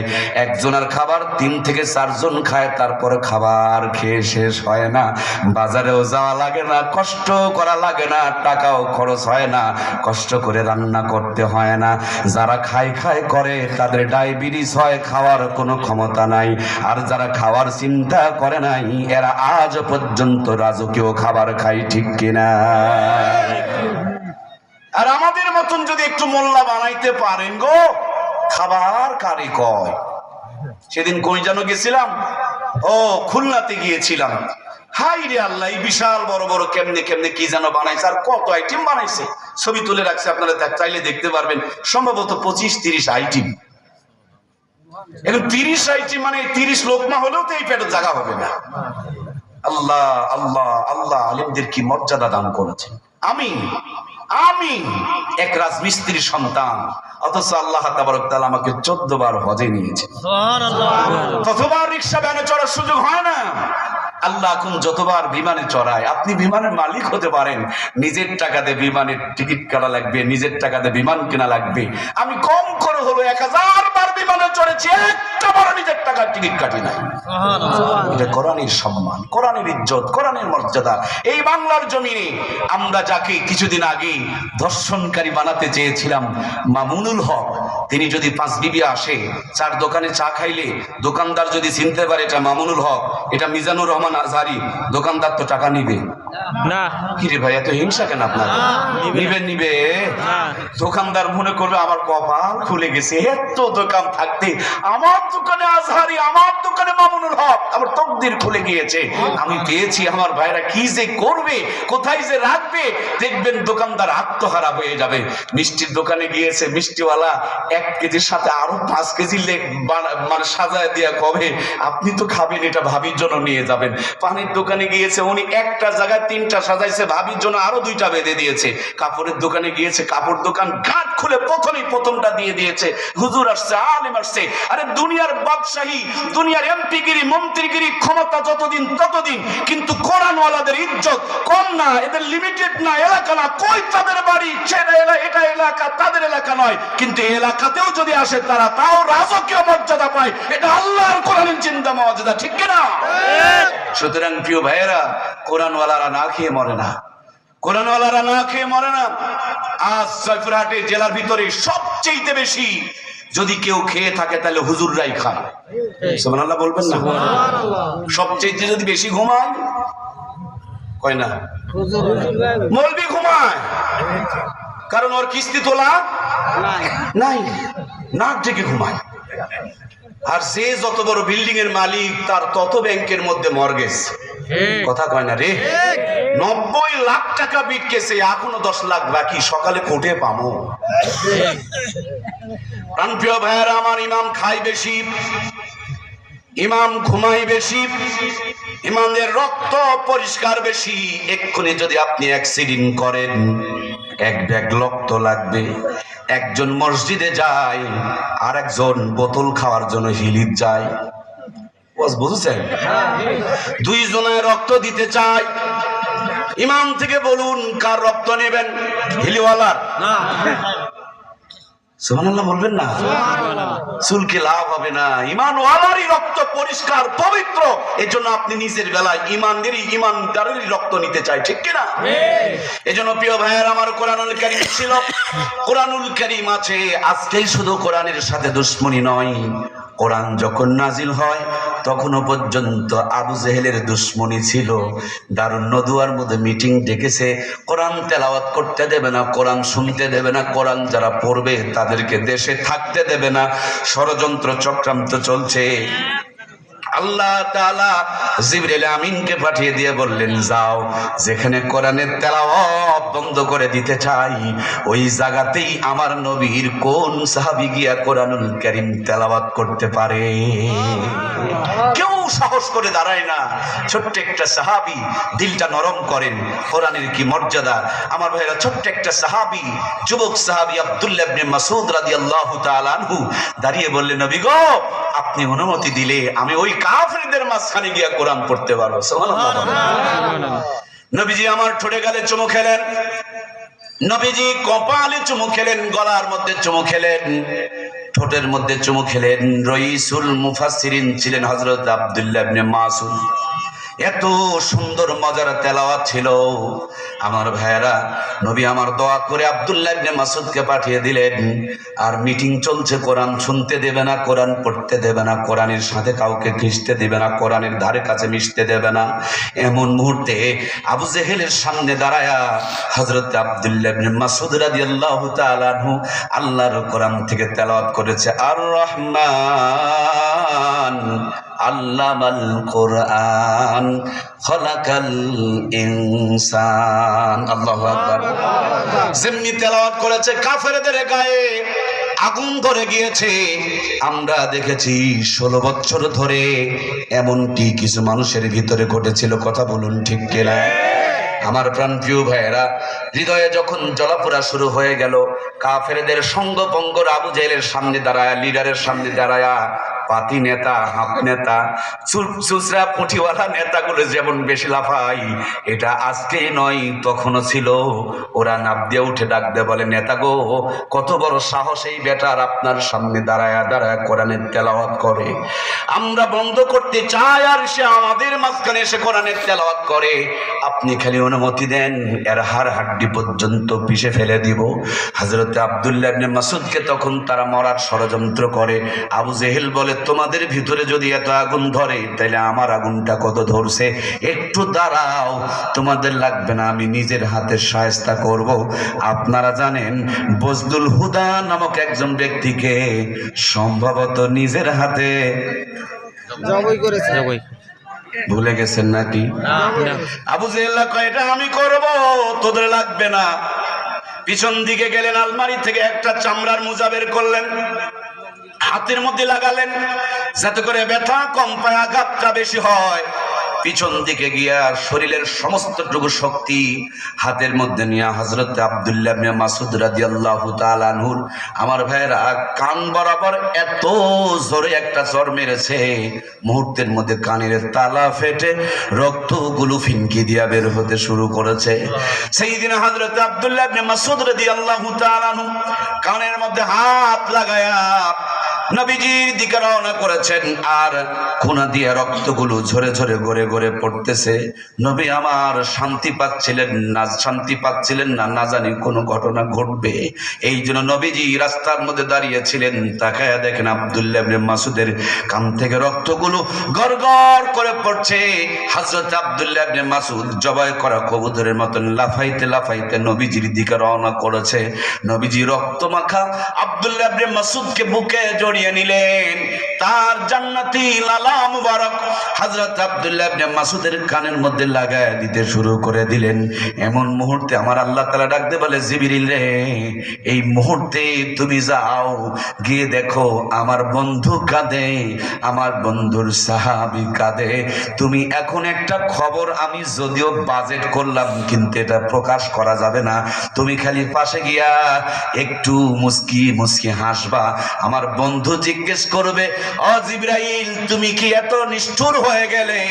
আমি কাঁদি, আমার সাহাবী কাঁদে, আর তুমি পাশে দাঁড়ায় দাঁড়ায় হাসো। তুমি খালি এতটুকু বলবা, নবী গো, এই কানের পরিবর্তে আর এক কানের বরাদ্দ হয়েছে, এখন বলা যাবে না, এটা মদিনাই প্রমাণ হয়ে যাবে, ঠিক কিনা? হযরত আব্দুল্লাহ ইবনে মাসউদ রাদিয়াল্লাহু তাআলা আনহু, নবী কাঁদছেন, জিবরিল পাশে দাঁড়ায় দাঁড়ায় হাসছেন। নবী জিজ্ঞেস করলেন, জিবরিল, এটা কেমনে তুমি পারলা? আমি কাঁদি, আমার সাহাবী কাঁদে, রক্ত শূন্য হয়ে এসে মারা যাওয়ার উপক্রম, আর তুমি হাসতেছো। হযরতে জিবরিল বলেন, নবীজি, এই কানের বদলতে, এই কানের পরিবর্তে আরেক কান বাজেট হয়ে গিয়েছে, কিন্তু এটা আপনাকে এখানে বলা যাবে না, এখানে বলা হবে না। আপনি যেদিন মক্কা থেকে মদিনায় হিজরত করে যাবেন, এর বাস্তব আপনাকে মিল করে দেওয়া হবে। সুবহানাল্লাহ বলেন। নবীজি মদিনায় চলে গেলেন। মূল টার্গেটে পৌঁছার জন্য আমি সংক্ষিপ্ত করে বলছি, সেখানে একটু ভালো করে থাকবেন। কাফেররা সহ্য করতে পারল না। একটা পর্যায়ে আমার প্রিয় ভাইয়েরা, মদিনাতে আক্রমণ করার জন্য তারা ষড়যন্ত্র শুরু করে দিল। ছোট্ট দুইজন বালক, মুয়াজ এবং মুয়াব্বিস, দুই ভাই, এরা শুনেছে আবু জেহেল আমার নবীকে সবচেয়ে বেশি কষ্ট দিয়েছে। মনে মনে শপথ করেছিলেন, হাতে হাত দিয়ে নিয়ত করেছিলেন, ভাই গো, যতদিন পর্যন্ত আমার নবীর রক্তের বদলা না নিতে পারবো, কষ্টের বদলা না নিতে পারবো, ততদিন পর্যন্ত শান্তি করে ঘুমাবো না। আমার নবীর কষ্টের আমি প্রতিশোধ চাই। দুইজন ভাই হাতে হাত দিয়ে যখন শপথ করলেন, এর মধ্যে আমার ভাইয়েরা, বদরের যুদ্ধের ঘন্টা বেজে গেল। বদরের প্রান্তরে সাহাবায়ে কেরামদের মধ্য থেকে বাছাই পর্ব চলছে। নবীজি একটা মাপকাঠি দিয়ে দিয়েছেন, এই মাপের ভিতরে যারা পড়বে তাদেরকে বদরে যাওয়ার অনুমতি দেওয়া হবে। মুয়াজ, মুয়াব্বিস দুইজন ছুটে আসলেন। বড় ভাইটা একটু লম্বা ছিলেন, তাকে অনুমতি দেওয়া হলো। ছোট ভাইটা মাপকাঠির নিচে পড়ে গেলেন, তাকে অনুমতি দেওয়া হলো না। ছোট্ট ভাই বড় ভাইকে ইশারা দিয়া বলেন, ভাই গো, তুমি জান্নাতে যাবে, আর তোমার ভাইকে সাথে নেবে না, সেটা হতে পারে না। সুতরাং আমি একটু কিছু বলবো, তুমি আমাকে একটু হেল্প করবা, আমি নবীর কাছে অবশ্যই অনুমতি নিব। নবীজির সামনে দাঁড়ায় বলে, নবীজি, আপনি আমার ভাইকে অনুমতি দিয়েছেন আর আমাকে রিজেক্ট করেছেন। আপনি মনে করিয়েন না আমি আমার ভাইয়ের চাইতে দুর্বল। কুস্তি লাগাইয়া দিয়া দেখেন, আমি আমার ভাইয়ের চাইতে অনেক সবল। সুবহানাল্লাহ। ইসলামের জন্য তাদের কি পরিমাণ ভালোবাসা ছিল। নবীজি খুশি হয়ে গেলেন, দুই ভাইকে কুস্তিতে জড়িয়ে দিলেন।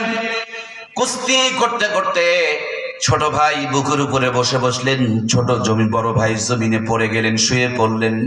নবী আমার খুশি হলেন, মুস্কি একটা হাসি দিয়া দুইজনকে যুদ্ধের জন্য অনুমতি দিয়ে দিলেন। বদরের প্রান্তরে রওনা করলেন। আমার ভাইয়ারা, অনেক হাজি সাহেবরা যায়, মাত্র 50 রিয়াল বাঁচানোর জন্য বদরে যায় না। বদরে যাবেন, ঈমান বাড়বে, ঈমান তাজা হবে। এই বদরে যাওয়ার আগে প্রথমে একটি কূপ পড়লো, সামান্য কিছু পানি ছিল। কাফেরেরা বিষ ঢেলে দিলেন যে এই মুসলমানেরা তৃষ্ণার্ত থাকবে, পানিগুলো তুলে পান করবে, যুদ্ধ করা লাগবে না, এখানেই তারা এই বিষাক্ত পানি খেয়ে মরে যাবে, এখান থেকে ইসলাম মুছে যাবে, নিভে যাবে। এই জন্য ষড়যন্ত্র করে তারা ওই কূপের মধ্যে যখন বিষ ঢেলে দিল, আল্লাহ জিবরিল আমিনের মাধ্যমে জানিয়ে দিলেন, নবী গো, এই ঘটনা ঘটেছে, আপনি আপনার বরকতি জবানের থুথু এখানে একটু নিক্ষেপ করেন। আপনার বরকতি জবানের থুথুর বদলতে বিষগুলোকে পানি বানায়া শেফার পানি, বরকতের পানি, সুস্থতার পানি, রোগ মুক্তির পানি আল্লাহ তাআলা বানিয়ে দিয়েছে। আজও পর্যন্ত ওই কূপটা চালু রয়েছে। সুবহানাল্লাহ।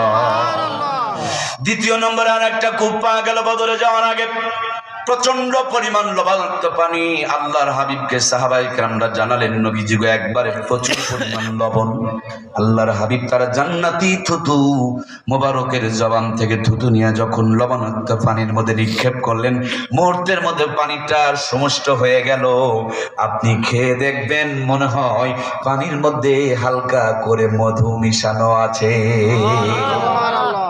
বদরের প্রান্তরে গিয়ে দেখবেন, ডানে বামে অনেকগুলো পাহাড় আছে, সব দিকে কালো কালো পাহাড়, মাঝখানে দেখবেন কিছু কিছু বালুর পাহাড়। এই বালুর পাহাড়গুলোকে বলা হয় জাবালে মালাইকা, ওই বালুর পাহাড়গুলোর মধ্যে ফেরেশতারা অবতরণ করেছিল। 3000 মতান্তরে 5000 ফেরেশতাকে আল্লাহ তাআলা পাঠিয়েছিল। ওই ফেরেশতারা শুধু বদরেই সাহায্য করে নাই, কিয়ামত পর্যন্ত আল্লাহ তাআলা জমিনে রেখে দিয়েছে। মুমিন যখন বিপদে পড়বে, আল্লাহর কাছে ফরিয়াদ করবে, ওই মুমিনের পক্ষ হইয়া ওই বদরি ফেরেশতারা আজ পর্যন্ত সাহায্য করবে, যেটা 2024 মহান স্বাধীনতায় আমরা দেখতে পেয়েছি। ওরা ব্রাশ ফায়ার করেছে, এরা বুক পেতে দিয়েছে, রক্তের প্রত্যেকটা ফোঁটা তাদের এমন পিছিল বানিয়েছে, মামু বাড়িতে গিয়া দাওয়াত খাচ্ছে। কথা বলুন ঠিক কিনা? আজ পর্যন্ত আছে। এই সাহায্য পাওয়ার জন্য ঈমান শর্ত। আমার প্রিয় ভাইয়ারা, আমেরিকা এবং ইসরায়েল আকাশের মধ্যে এমন কিছু রাডার বসাইছে, এমন কিছু সফটওয়্যার বসিয়েছে, এখানে কতজন বসে আছি, কতজনের কালার কিরকম, নাকটা লম্বা না খাটো, এটাও পর্যন্ত তারা আমেরিকার থেকে দেখতে পারে। অথচ পাশের জমিনে ফিলিস্তিনের উপরে আজ পর্যন্ত তারা নির্যাতন করছে, সমূলে তাদেরকে শেষ করে দিতে পারে নাই।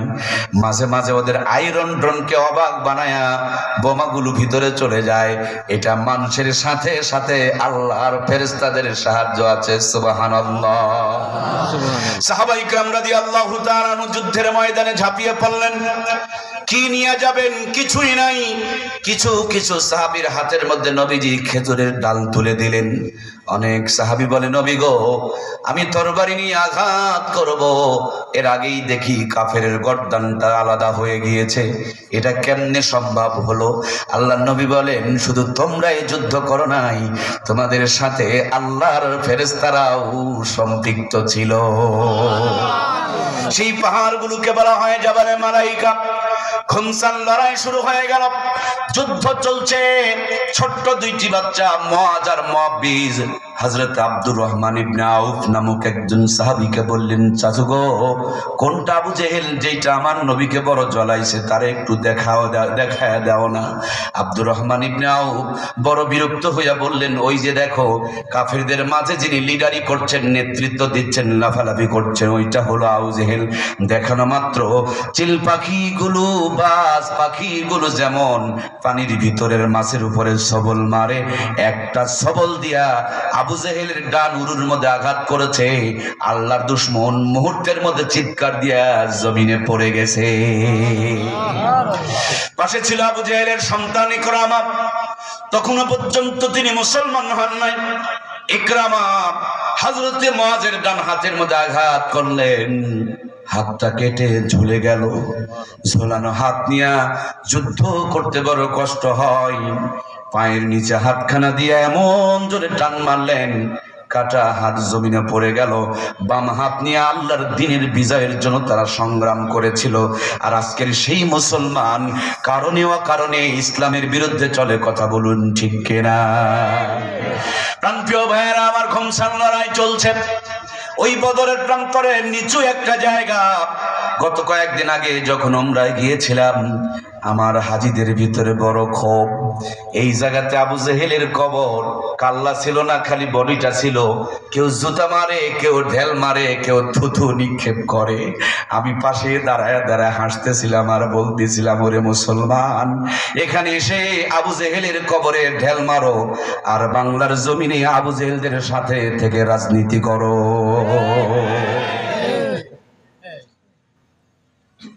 আছে না নাই? এখানে আবু জেহেলকে বিয়াই বানায় আর ওখানে আবু জেহেলের কবরে ঢেল মারে। কি গো, কথা কয় না? সারা জীবন 2 নাম্বারি করে হজ করতে যাবে, তাও এত দাম করে। বেগুন কিনবে বেশি টাকা দিয়ে, হজ করবে কম টাকা দিয়ে। কথা কি বোঝা যাচ্ছে? বেগুনের দাম বেশি, হজের দাম কম টাকা দিয়ে বেগুন কিনে না, যে পোকা থাকতে পারে। ওরে বেকুব, কম টাকা দিয়ে হজ করলেও তো বিপদে পড়া লাগে।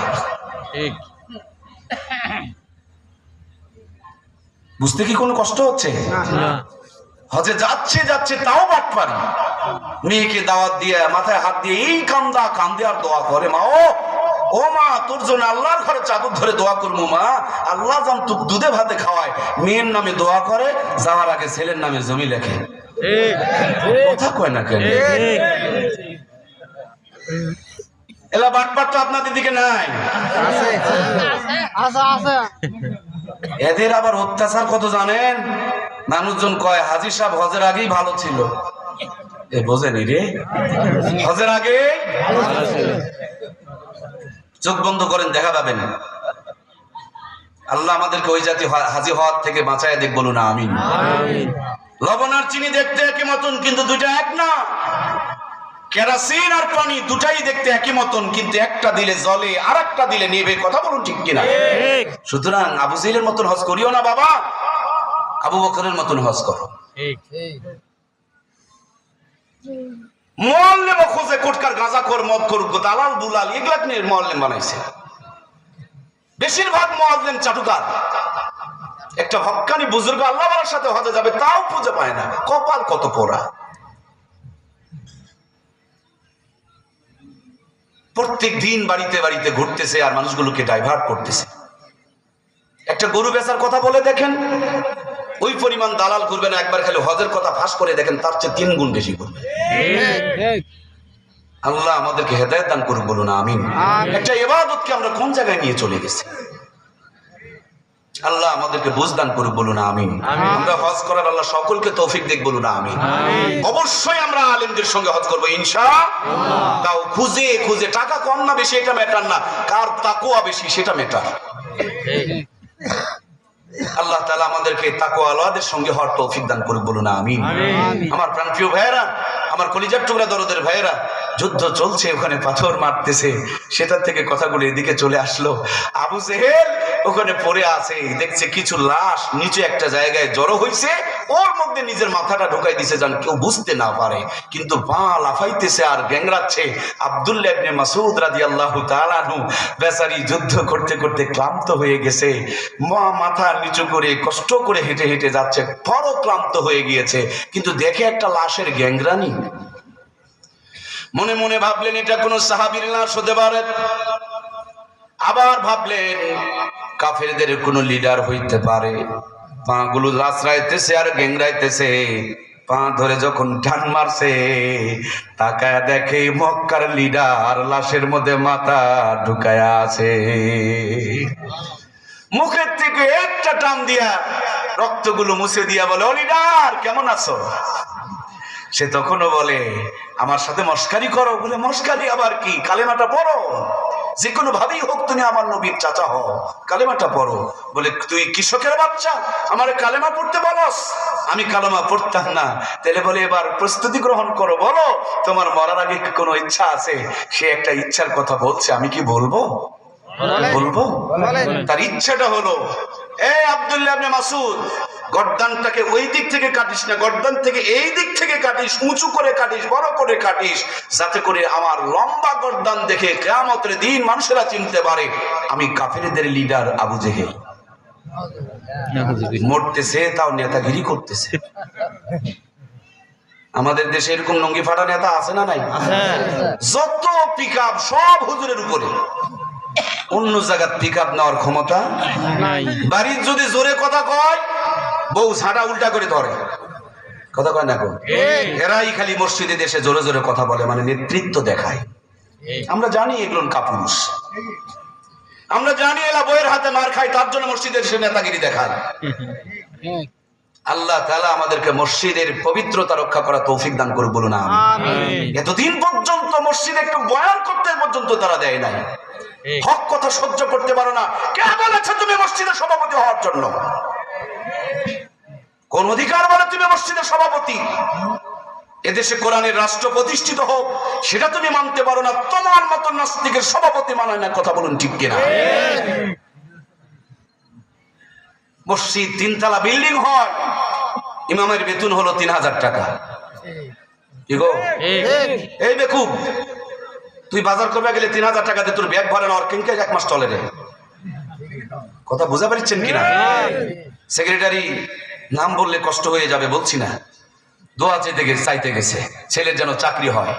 ইমাম দোয়া শুরু করছে, আল্লাহ আমার সমান বেতনে সেক্রেটারি বেটাকে একটা চাকরি দিও।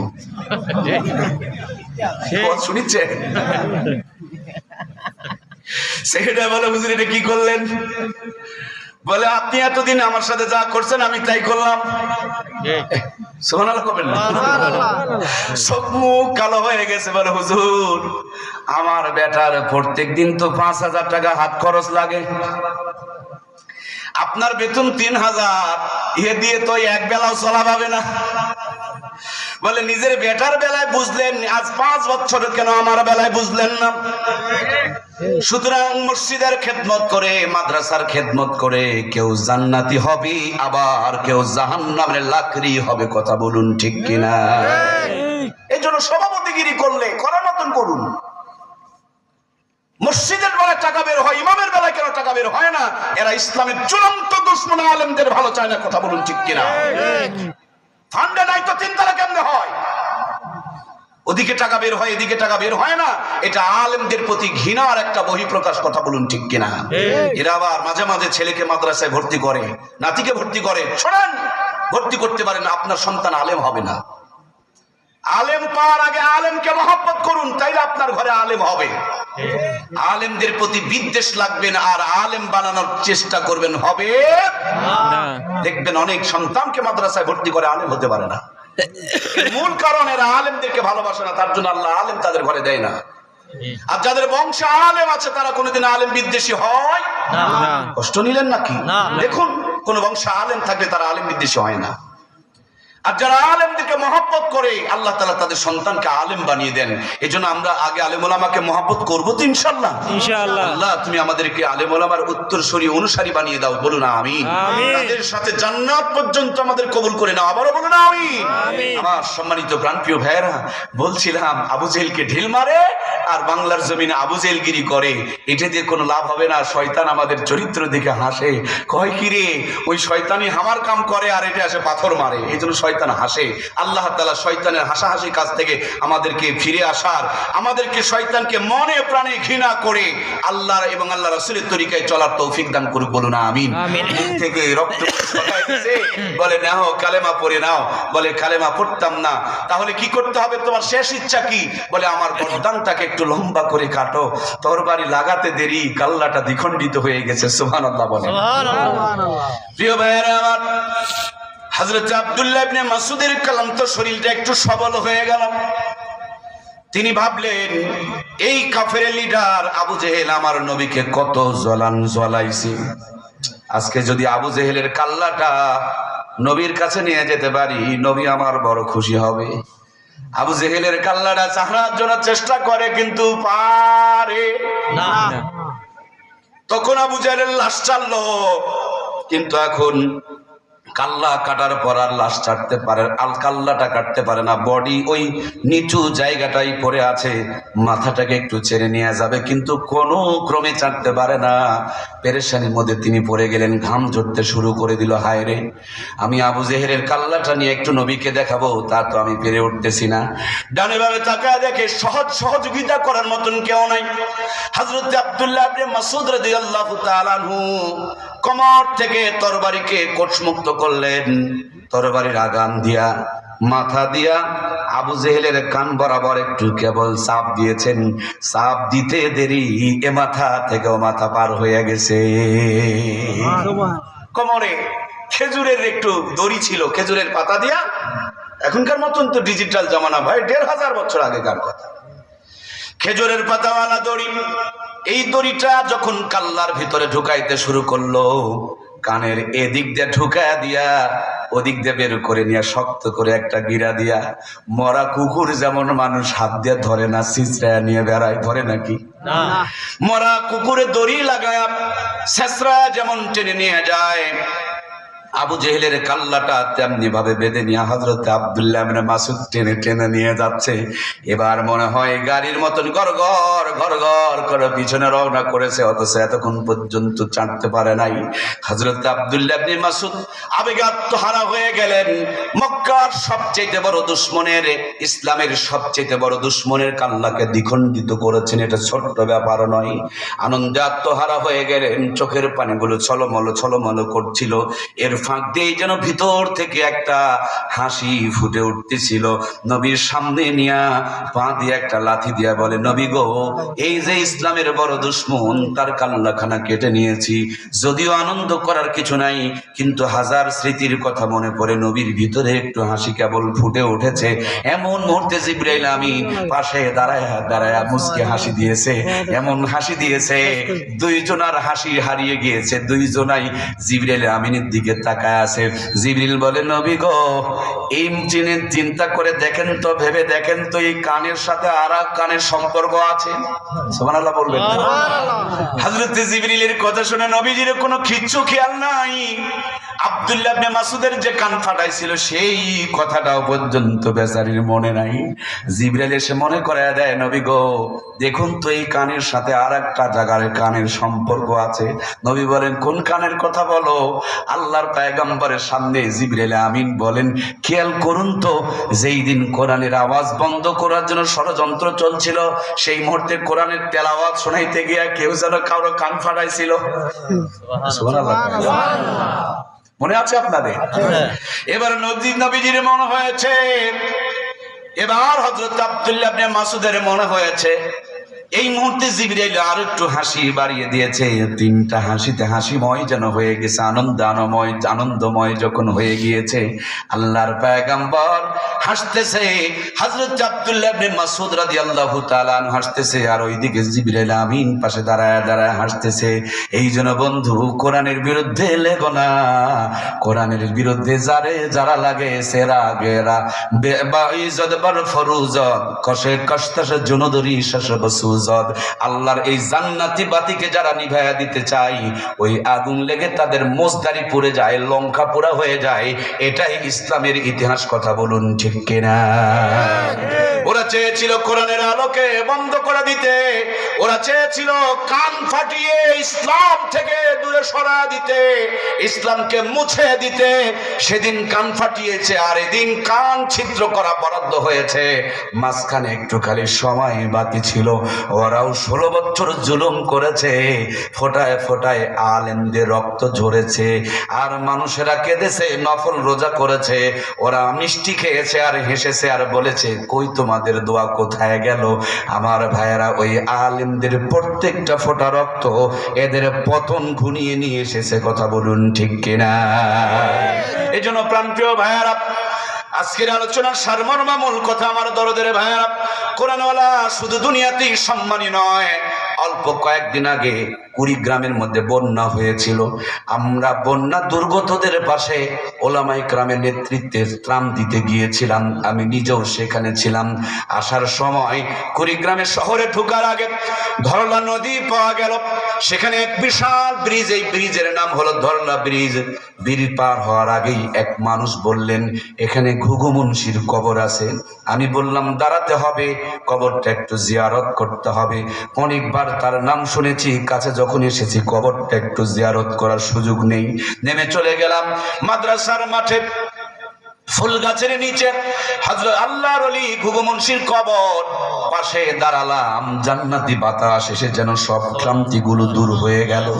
আমার প্রাণপ্রিয় ভাইয়েরা, কবর জিয়ারত করে এক মুরব্বীকে জিজ্ঞেস করলাম, বাবারে, আমরা তো অনেক মুখে অনেক ভাবে শুনেছি, আপনি একটু বলেন তো ঘুঘু মুন্সির ঘটনাটা কি? আল্লাহর বান্দা ব্রিজ থেকে দক্ষিণ পাশে দেখিয়ে দিলেন আর বললেন, ওই জায়গা দেখেন, পানি দেখা যাচ্ছে, সেখানে আগে গ্রাম ছিল, ওই গ্রামের মধ্যেই ঘুঘু মুন্সির বাড়ি। তিনি চরমনার মুরিদ ছিলেন।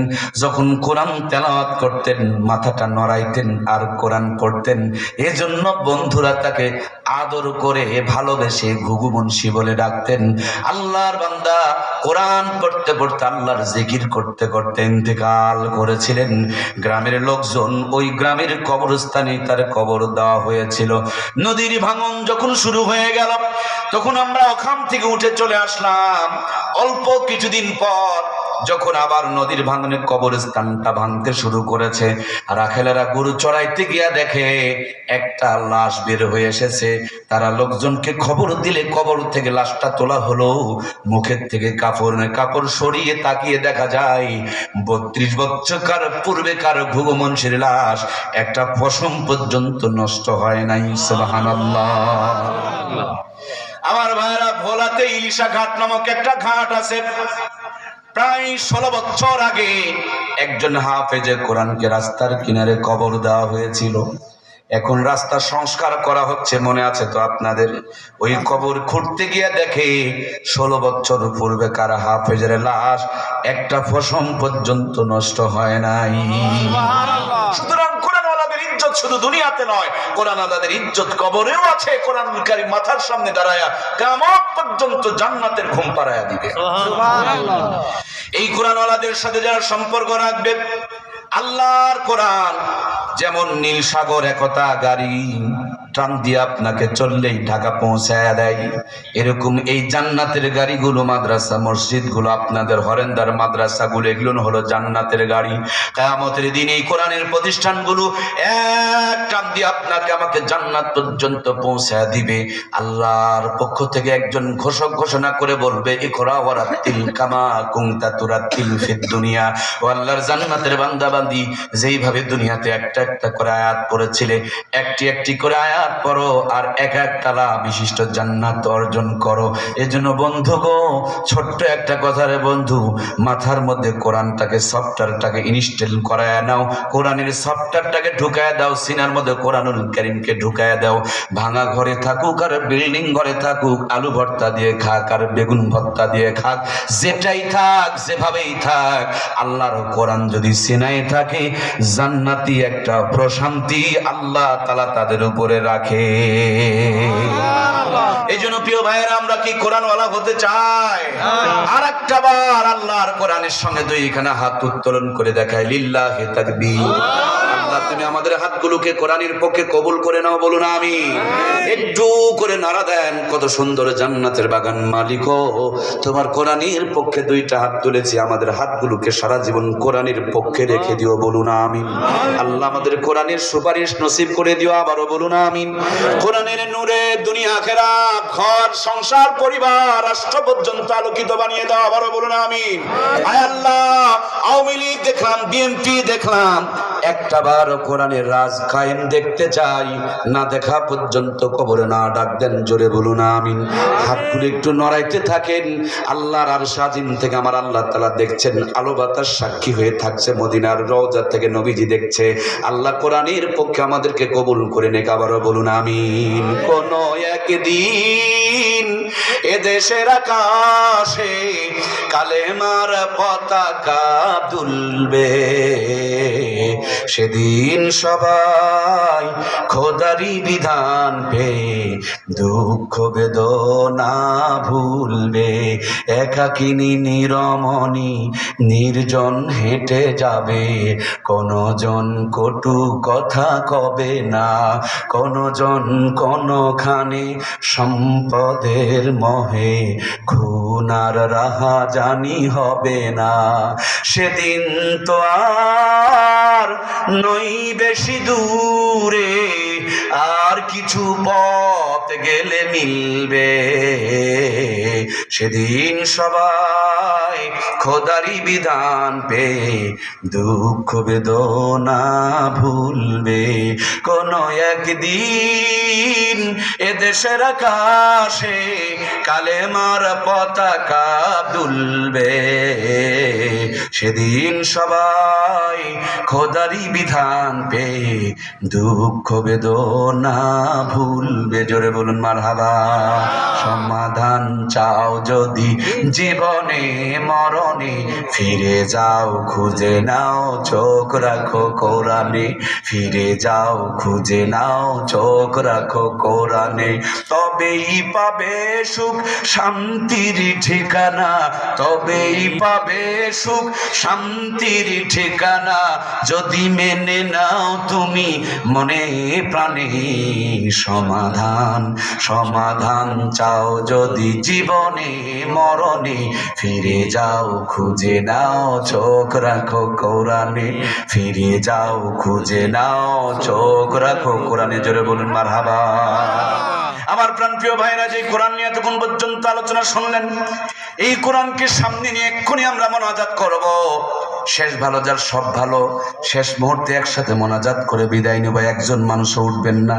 বন্ধুগো, যেই পা দিয়ে হেঁটে হেঁটে যাচ্ছেন, এই পা নিয়ে তো অনেকেই প্যারালাইসিস হয়ে পড়ে আছে, পায়ের ক্ষমতা নাই, ক্ষমতা কার? আল্লাহর। এই মাহফিলটা জিন্দেগির শেষ মাহফিল হতে পারে। 100 বছর আগে এই গ্রামে যারা ছিল, গ্রাম আছে কিন্তু 100 বছর পূর্বেকার মানুষগুলো কেউ নাই। 100 বছর পরে এই গ্রাম থাকবে কিন্তু আমরা কেউ থাকবো না। সুতরাং জীবনের শেষ মাহফিল মনে করে একসাথে মোনাজাত করে বিদায় নিব, কেউ উঠে যাব না। আল্লাহ তাআলা অনেকবার তার বাইতুল্লাহ নিয়েছেন। এখানে আমার অনেক প্রিয় মানুষগুলো রয়েছেন, বিশেষ করে নুরুজ্জামান চাচা যান, আমাকে সন্তানের মতন মহব্বত করেন। তিনি আমার সঙ্গে হজে গিয়েছেন। আপনাদের মাদ্রাসার বড় হুজুর কতবার যে বেচারি আমার কাছে ফোন করছেন, একমাত্র আল্লাহ তার হিসাব জানেন।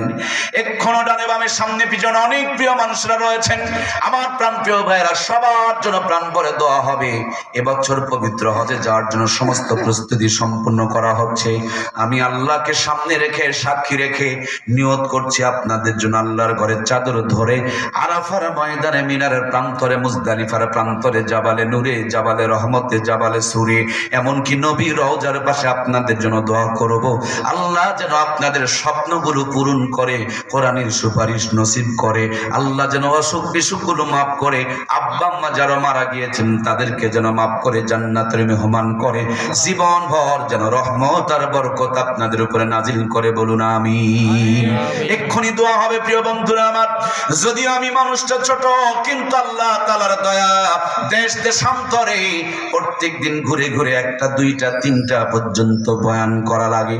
গোটা দেশ রমজানের আগ পর্যন্ত শিডিউল আর সিরিয়াল নেওয়া আছে। প্রত্যেকটা মাহফিল আপনাদের জন্য প্রাণ ভরে দেওয়া হবে। বিশেষ বক্তার হাতে আপনারা অনেক অংশগ্রহণ করেছেন, কিন্তু অনেকেই আশায় রয়েছেন প্রধান বক্তার হাতে দিয়ে একটু দোয়া নেব। এই জন্য বন্ধু একটু সুযোগ দেওয়া হলো, মাত্র 2-4-5 মিনিটের মধ্যেই আমরা মোনাজাতের দিকে আগাবো।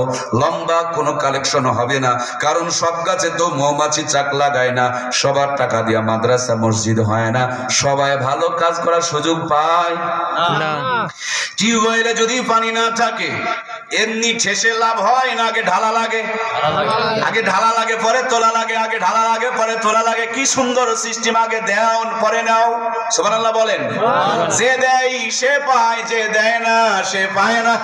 যদি বলেন মেয়েদের চুল বড় না ছেলেদের চুল বড়, অনেকেই বলবে মায়েদের চুল বড় মেয়েদের চুল বড়। আর আমি বলি মেয়েদের চুল বড় নয়, আমি বলি ছেলেদের চুল বড়। প্রত্যেক মাসে যদি 1 আঙ্গুল করে কাটে, 12 মাসে 12 আঙ্গুল কাটে, 70 বছর যদি বাঁচে, এখন হিসাব করেন কত আঙ্গুল হতে পারে। মেয়েদের একটু চুল বড় হওয়ার পর আর কাটে না, ওদের চুলও আর বাড়ে না। ছেলেরা আমার আগ পর্যন্ত কাটতেও থাকে, বাড়তেও থাকে। সুবহানাল্লাহ বলবেন না? কাটা বাড়া দেওয়া নেওয়া, যে দেয় সে পায়, যে দেয় না সে পায় না। যারা কৃপণ, যারা বখিল, এদের সম্পদ বাড়ে না। আর যারা দানশীল ডোনার, এরা কোনোদিন গরিব হয়। জমির মালিক 3 জন ভাই যান। 1 নম্বর মালিক আমার আল্লাহ, তার জন্য তিনি বলেছেন ওসর দাও। 2 নম্বর মালিক দেশের সরকার, তার জন্য আপনাকে বলে দিয়েছেন ট্যাক্স দাও, খাজনা দাও।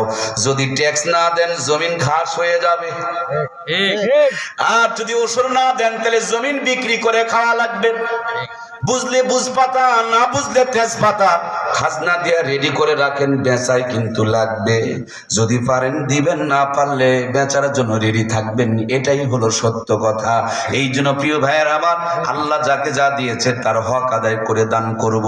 এখন তো আমরা বিষ দিতেছি আর পোকা মারতেছি, বিষ দিতেছি আর পোকা মারতেছি। আপনারা মনে করেন বিষ দিলে পোকা মরে, আমি বলি বিষ দিলে পোকা বাড়ে। আগে এত বিষ ছিল না, এত পোকাও ছিল না। এখন বিষও বাড়ছে, পোকাও বাড়ছে। সুতরাং আগেকার মানুষে কি করতো জানেন?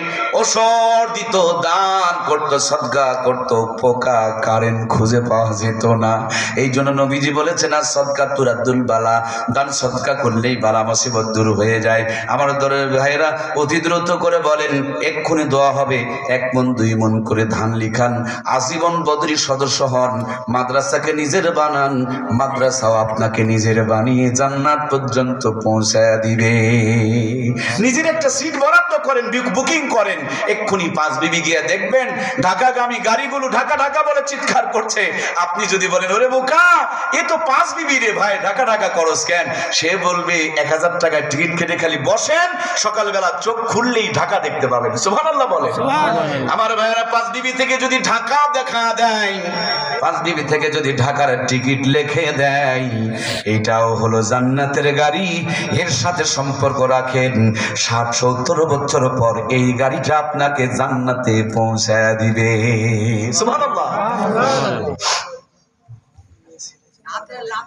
আল্লাহ তাআলা জনাব আলহাজ আব্দুস সামাদ মণ্ডল রুহের মাগফিরাতের জন্য তার মেয়ে, এটা কার?